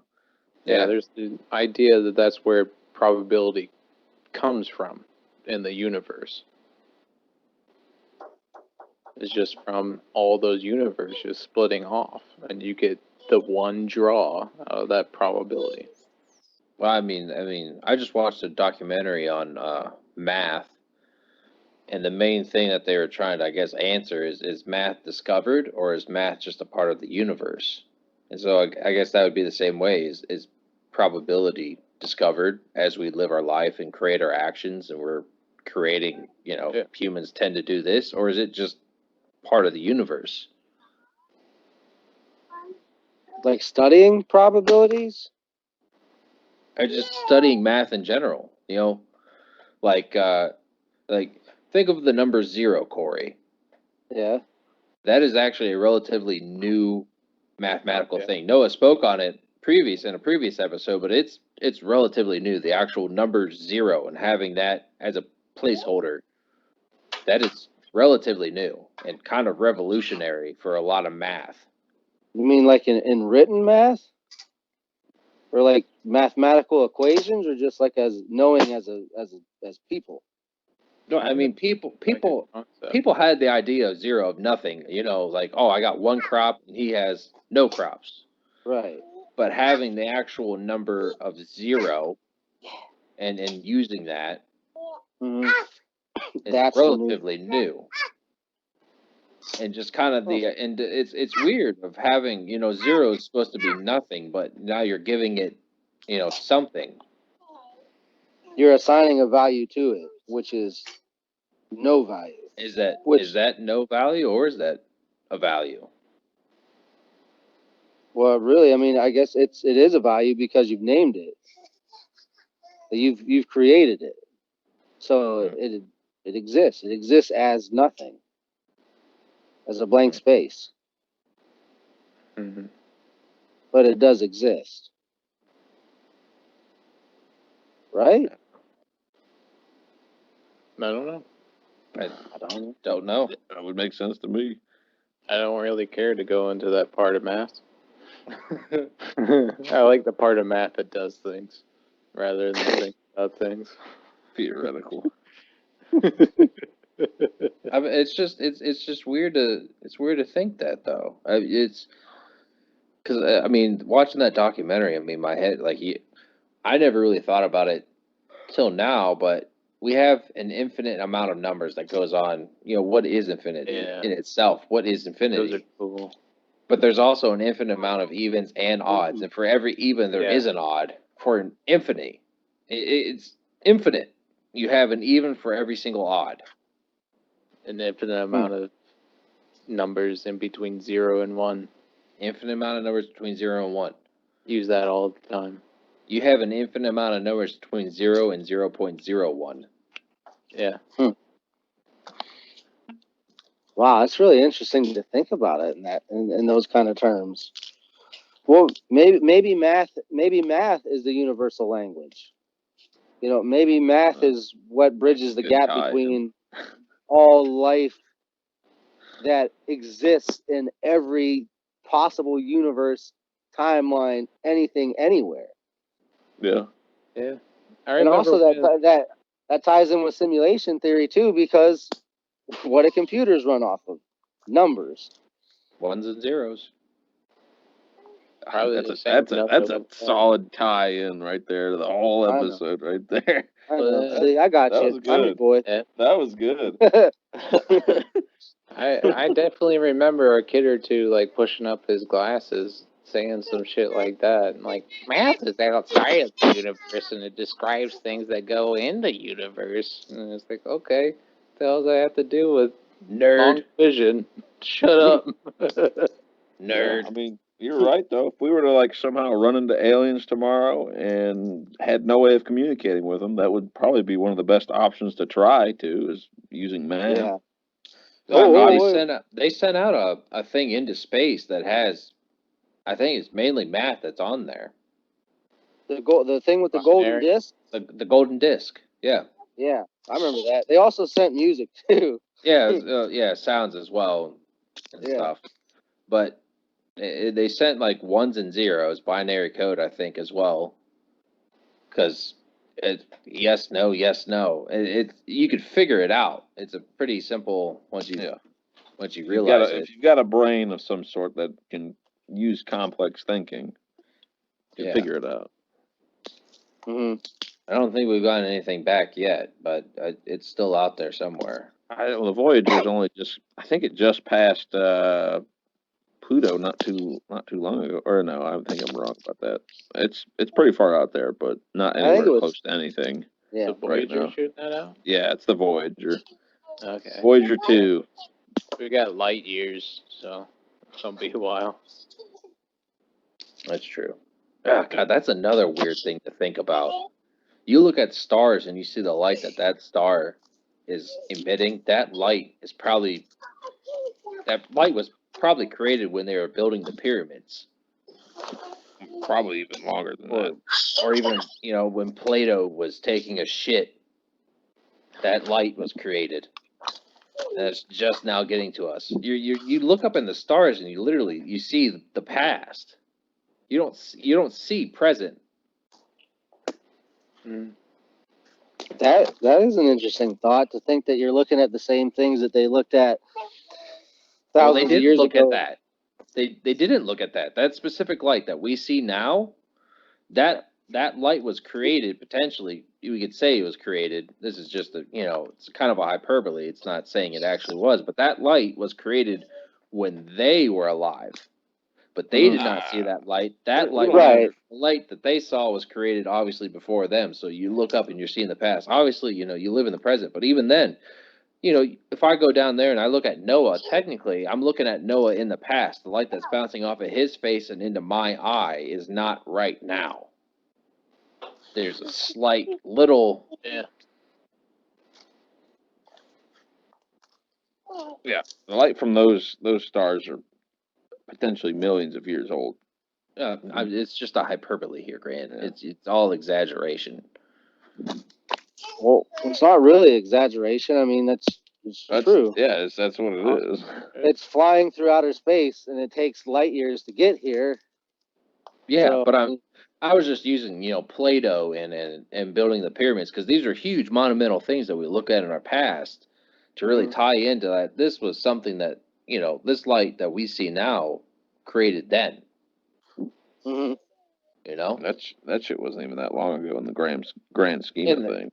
Yeah, in the grand scheme of things, as Cory would say, it's just a fart in the grand scheme of the universe. That's exactly what it is. Mhm. Yep. A few thousand years isn't nothing. Right. And the universe, as we know it, is expanding, right? Constantly expanding. Yeah. So if you look out, you look out and you see the edge of the universe. That's all new stuff, right? Or is that old by the time we see it and it gets to us? It's old when we see it. Yeah. Unless you're on the edge. Unless you're on the edge and you're watching it being created. Which you have to either be there to begin with or go faster than the speed of light, which we don't know how to do. We don't have we need a fuel, right? Because I just read something where you kind of have to kind of go on something that is going the speed of light and then start motoring on that.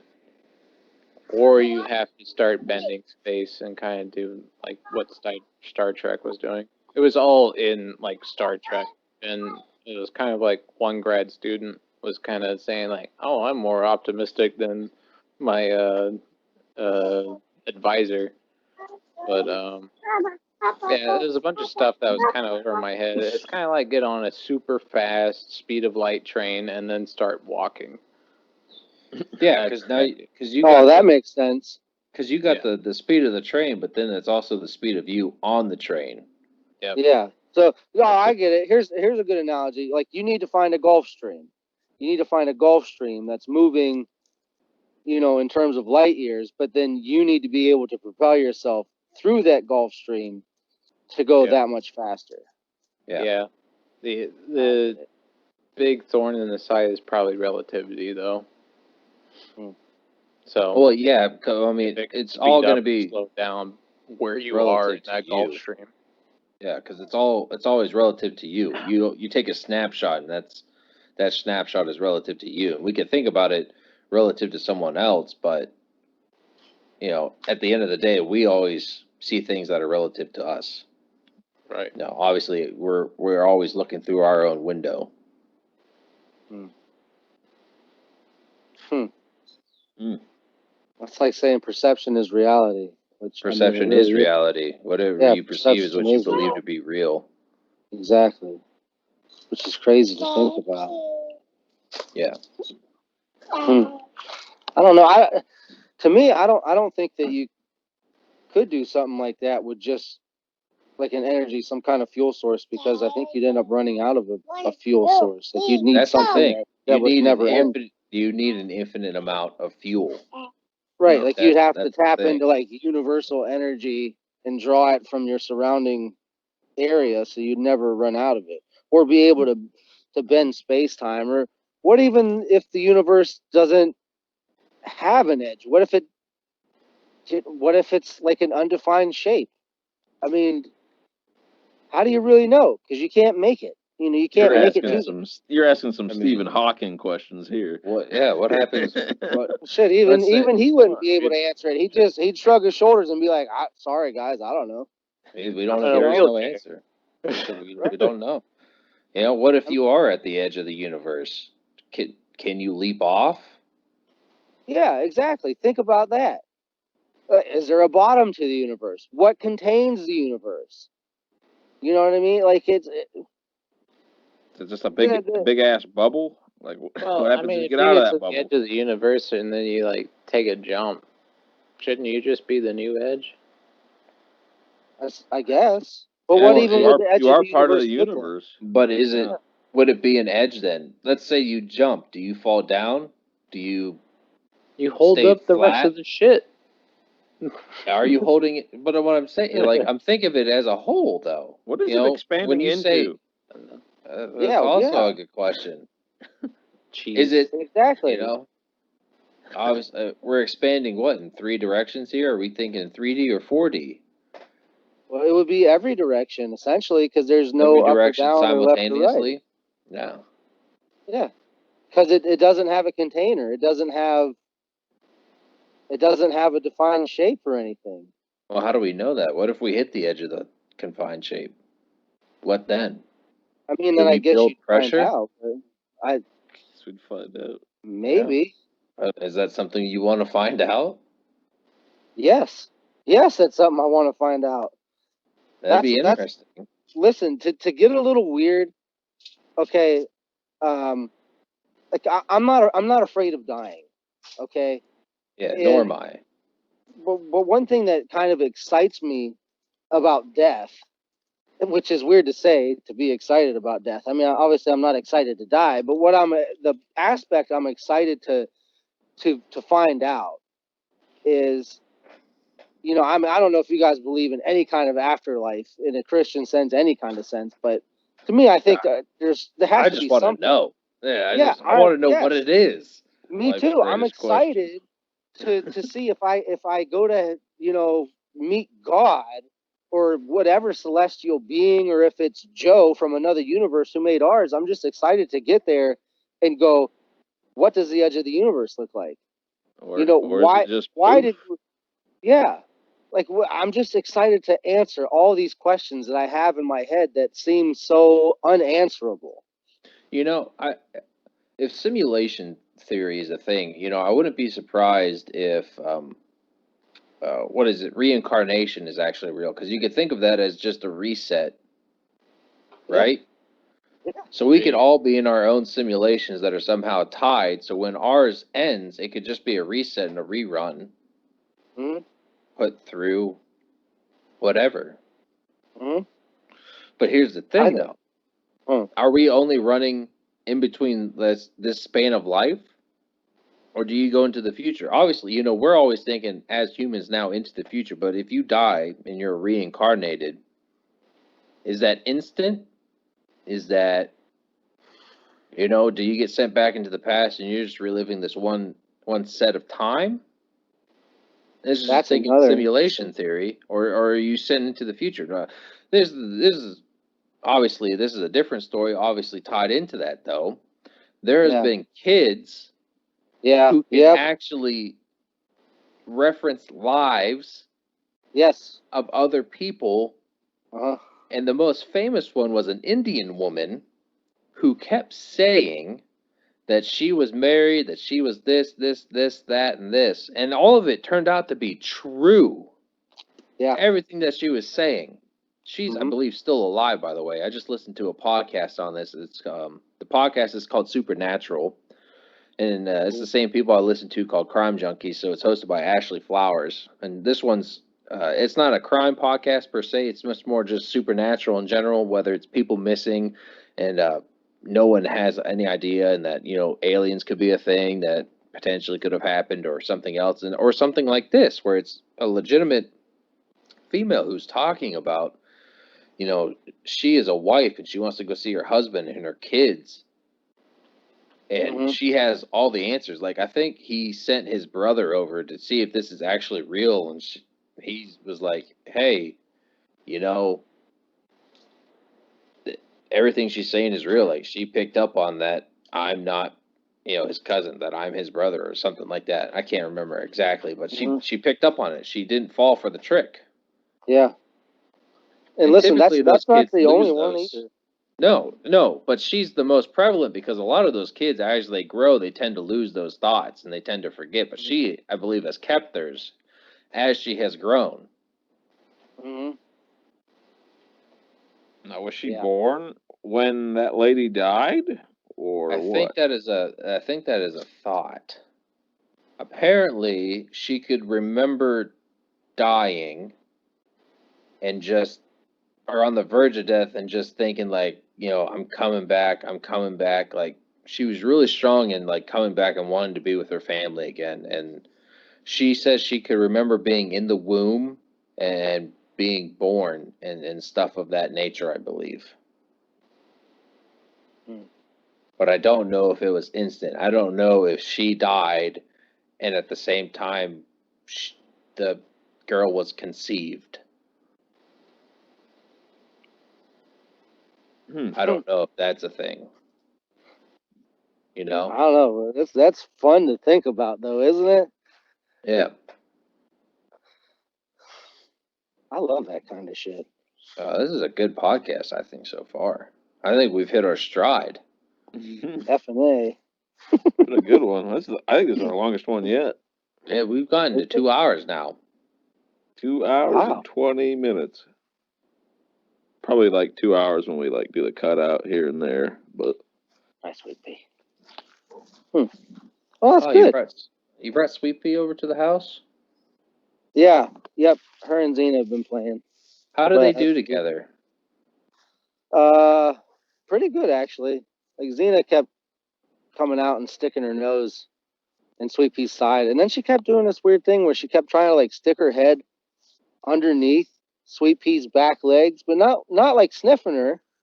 It's like she was trying to put Sweet Pea on her back. It was it was different, but no, they did really well. Sweet Pea like had to nip at her once or twice and be like, "Hey, you back up off me." But aside from that, yeah, they were cool. Xena just followed Sweet Pea around everywhere she went. So not too bad. God, I want an English Mastiff dog so bad. And every time I come home and I see Sweet Pea and even Xena as a Bull Mastiff, just makes me want a Mastiff and nothing really else. Dude, they're great dogs. They're great dogs. I'm Mm. so happy with Miss Sweet Pea. I mean, I couldn't also ask for think that anything better. I know Zachary created that name, but Uh I huh. think that is like a perfect name, not just for that dog, but even just a pet name in general, Sweet Pea. Yeah, it is, isn't it? Yeah, I think it's such a good name. Yeah, I thought so too. And I love that that's her name, and then she's so big. You know, like Yeah. if anyone was to yeah. see her, they'd expect her to be like Otis or something like that, or because she's a girl like Bertha or Ethel Yeah. maybe. But She comes Sweet out, Pea, yeah. you know, It's just not the name. I mean, it fits her entirely because she is just a sweetheart who just wants to cuddle and nothing else. Yeah. Yep. She is. She gets sad if I don't give her pets and cuddle with her. Great She's name. been giving me sad eyes for like the last week because I haven't been doing much with her. Has she scared anybody? Like any people that have come to Oh the yeah. house that don't know her and they're like, "Oh, that's a big dog. It's Oh yes. chasing me." Yeah, like she never goes after anybody. She does the typical mastiff thing that they were bred to do. Xena does the same thing. They'll alert, so they'll bark, and they got a nice good bark because they're so big. And then they tend to like run around a little bit. They're like, so if it's the house or if it's you, they'll like go back and forth in front of the house or you, and then they'll sit down. They'll plant themselves right in front of whatever it is they're protecting, and then they'll sit up real nice and big, and then they'll just sit there waiting for something to happen. And then like if the person continues to come forward, then what they were bred to do was just kind of like run into them, take out their legs, and then smother them with their body weight. So that's I guess what their thing would be. But yeah, she just a couple times people walking by or somebody stops over to the house, and she'll come out barking up a storm, and she'll sit there nice and big, and yeah, they're like, I'm not getting out, can you put the dog away? They're like, don't worry, she's a big old baby, she ain't gonna do nothing, she just wants you to pet her. But she's definitely intimidating, and that's why I got her, because at the time Jess wasn't really cool with a weapon, and I wanted to have some kind of protection at the house. So I was like, well, big ass dog would work really well. So that's what we did. Yeah. Do the definitely trick. does the trick. Oh, for sure. I mean, and the crazy thing is in terms of English Mastiffs, which are the largest breed of Mastiff, she's small. Yeah. Like her dad, have you ever seen her dad, Chandler? Samson? Nah. I've heard stories though. To give you a frame of reference, a typical large dually truck. You know how big a dually is, how far a hitch is up off the ground on a dually. You've told me the story, so you're gonna have to tell Landis here. I know it Right. already. So Yeah. So Samson, her dad, his back is tall enough that when he was standing behind that truck, I could not see the hitch. So his back is probably even with my hip, and oh I'm my average god, size. I'm 5'9", so that's his back is that tall. And he's Massive. probably and he's probably 300 pounds. He might be a little less now because he's gotten older. Oh my But god. Come on. English Mastiffs, the largest ones the males can get to 300 pounds if they're taken care of and fed well. You gotta give the full story Massive. here, Core. You just didn't show up to the house and he was out. Didn't what's his name say, hey, you want to see the Oh, dad? well, yeah. I was just giving an example of when I drove by, when I was far enough away from him that I wasn't worried about him attacking me. Because to preface this, Mark is like, when we go over to buy the dog, right? We go over to get Sweet Pea. He's got all the puppies in the back, and they're all running around. They're all beautiful and stuff. And we pick Sweet Pea, and so he goes, well, do you want to see the dad? And I'm like, well, hell yeah, I want to see your dad. And he's like, all right, cool. He's like, I got to keep him like in the fenced in area because he got out the other day and like bit somebody. He told me he had bit like 2 or 3 people. Oh my This god. giant dog. Yeah. So they go and get him. They're like, Sam, come on out. And so here's this dog comes lumbering around the corner, and he's a rust colored mastiff. I think they have 3 colors. They're fawn, they're brindle, reverse brindle, and the rust color. So he's rust colored.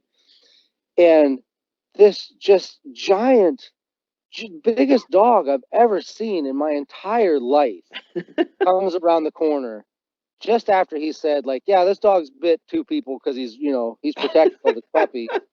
And I'm inside the fence with him, and I'm like, Jesus. I didn't even want to look at him. I was just thinking about how I'm going to get out of the fence if this dog comes and gets me. But, I mean, really, the dog's a big, giant baby, like all Mastiffs are. But, yeah, I couldn't appreciate his full size until I saw him later. When I saw him behind that truck, and I was like, oh, my God, he's so huge. Huge. It's amazing. He's like That's crazy. a little bear, really. All I could imagine would be like you in like a fucking like like a little dinosaur, like raptor coming around the corner in this like little cage, and you're like in Jurassic yeah. Park or something, and you're just like, oh my god, try That's to what get it felt away like. from it. Hey man, I'm just a short, fat, white guy. I'm not out running a dog. I ain't got sharp teeth. I don't have claws. I don't have blubber to protect me. I ain't got a thick coat of fur, and I'm not smart enough to craft a weapon to kill this beast. He's gonna eat me. He's gonna That's eat what I'm thinking. I'm not surviving this. He's gonna eat me. Come on, Goofy, we'll go for a ride. I gotta start the gator. It's starting to get dark out here. Yeah. I gotta drive this thing up to the house real quick. Hopefully it's not too loud. I'll just sit there. I'm coming. So, Cooper. but you should get a dog. Why not? Get a dog. Well, What yeah, else you got I mean, to do? well, the only thing is right now, you know, I live here, but eventually I'm going to move out at some point and be living by myself. And, a puppy requires kind of almost a full-time Ton of parenting. Especially if I'm living in an apartment building, then somebody's got to be able to take that dog outside pretty constantly. Otherwise, it's just going to crap all over the house. Well, I mean, that's part of it. But you only work till 3 every day. You should be okay. I mean, you listen, you got to think. People do it. People have done it. So people have they've done done it. The other thing is I got to find a place that allows me to have a large dog. A lot of these places say like cats or small dogs. You can always get a rescue that's been kind of housebroken already, who's already kind of knows how to handle themselves inside too. Like you don't have to get a puppy. Yeah, I mean, I would like to have a puppy, but I mean, I could always go with the rescue as well.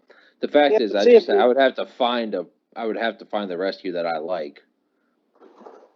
Listen, you gotta think of time. Yeah, I got tons of time. Listen, if you go with a rescue, you might be inheriting a dog who doesn't piss on the floor, but you might also be inheriting a dog that's got a lot of bad behavior. That is true. Because somebody else raised. It's very true. Or sweet bunny. Well, she might get it this time. But I mean, those aren't things that can't. I'm gonna mute you right quick, Cory, if you don't mind. You should be able to unmute yourself, but with the gator's not making too much noise now. I'm almost done. But I'm gonna mute you. You're getting muted. Massive, just a ton of noise. So if you want to speak again, Cory, you're gonna have to unmute yourself. Unfortunately, with the noise that was being made there. But as I was saying, none of that is something that can't be untaught, per se. Even if they were like beat or something, you could, spend enough time around them that they don't have the same, feelings towards humans. Or, a lot of them I think have they have like separation anxiety. A lot of them get nervous. They tear up stuff when they're all by themselves because they're they're separated. But they have things, and there's ways of, I think, training and having dogs cope with this. I've seen stuff where it's like a little, it's kind of like a thing that a dog wears, and it kind of just keeps them snug and tight. And I guess that helps. And I guess it's the same way that a weighted blanket works at night. You just have that compression, so it just helps you feel calm and at ease. Yeah. Well, my parents are kind of going through a similar issue. They had just got a new dog, a rescue. Her name's Henny. She's a couple of years old, and they got her right at like the beginning of like the whole like COVID-19 things. Everybody's like been in the house, so this dog's always had everybody around. So now they're trying to do like little experiments here and there to try to see how she can handle being without them there, because there's going to be a point where she's the only one in the house at points, because people will have lives to live. Anthony's not always going to be living at home. He'll go back down to school eventually, and Brandon will go do whatever. So yeah, they need to see how she'll react, because she's only 2 years old. She's probably going to be there for another at least Good another while. decade. Yeah, So she's gonna be there for a while. yeah, and she's a very well behaved dog when everybody's there. But like you said, they have separation anxiety, because she had been in the pound for like, I don't know, 7 or 8 months before they got her, because for whatever reason nobody was adopting her. But she's a very sweet dog, but like, she might go crazy without them being at home because she doesn't know how to handle herself. She's Yeah. nervous that maybe they won't ever come back. That's probably, they don't. Dogs might not have the ability, or at least she might not be able to comprehend. Maybe they're gone forever, whatever. Time to freak out. Yeah. But it's all a matter of perspective. I mean, when you go look for a dog, you can always judge those things by how the dog works with you and whatever. Where's Noah at? Is he? He said BRB bladder. That But was he like hasn't come 15. That back was like yet. 15 minutes ago. I Yeah, got he hasn't come muted, back. and Yeah, I I was muted. actually talking. I had no idea I was muted. I was talking in there. I only recently noticed I was muted when Cory got muted. I thought it was a recent thing. I said some comments. I don't remember what we were talking about that I commented on. You're just like, why is no one? No, one no. references I think me. I fit them in there. I think I got real quick things yeah, and then oh yeah, that's pretty cool and stuff, and it's hey, by the way, and then no one would pause for me. It's I'll get it next time. I'm like sitting like, man, Noah's like taking a really long crap or something. Like, No, I was pretty quick actually. It was about a minute. Yeah. I I muted you You soon guys are after all you smelly. left. Can you hear that? You're a little That's what I thought. staticky. Well, that's lagging. good. Oh, I am now? You're better. There you are. Okay. Sorry. That's a good thing, because Dad just came home and he started talking to me and shit, too, so. Okay. That's good. Yeah. We're only allowed to have one guest on at a time. We're professionals. Yeah. We clocked you down. This is your time. We can save Uncle Cliff for another day. Yeah. This is your time. You better save him for a whole weekend, dude. Oh. He's got a have lot a of lot stories. He's got a lot of Oh stories. yeah, it's gonna be fun. Well, good luck keeping him off of certain subjects. I mean, he's willing to talk about his past, and he really goes in depth with it. And the stuff that I've talked about with him more, that greatly affects more my life, is obviously drinking and stuff, and how he's dealt with it, and because I honestly I act a lot like I think Dad does, and how he takes things and does with things. So that's how I try to pick his brain and stuff about, and he's really open with it, and he's told me a lot of stories and the stuff that he's done. And Yeah, that is the nice thing about him. If you want an opinion, or you want whatever knowledge he might have, he's gonna give it to you. He's bringing it, and I love that about him. yeah. Well, boys, I'm getting quite hungry. Oh, Landis wants to end her. I have a couple steaks with my name on them in the fridge right now that need to be. I cooked them last night. I need to warm them up, but we need to. Oh, my stomach's a little bit rumbling. Yeah. Cory, you've listened to our podcast. Do you know our ending? How we typically go and how we do this? Do you reference somebody who's not on the show, like Greg or something? Yeah, that's right. It's Craig. Craig. Bye, Yeah, Craig. Craig. Bye, Get Craig. out of here, Craig. Get out of here, Get Craig. lost. The hell you Yeah. listening Well, to? real quick, before you go though, what did that come from? It was actually we first started recording the show on a application called Discord, and there was like a little bot called Craig that was doing the recording for us, and we'd all just like, get out of here, Craig, because it's like a little like room that you were recording in, and it's just not where that came from. Okay. Cool. Okay. That was Hold on. fun. All right. I got one more question too before I forget, since we're almost done. Have you guys listened to the podcast yourself? Oh yeah. Every Mhm. now Okay. and again. Now let me ask you this: Do you find it weird to listen to your own voice? Wait, maybe Yes. that's not my proper question.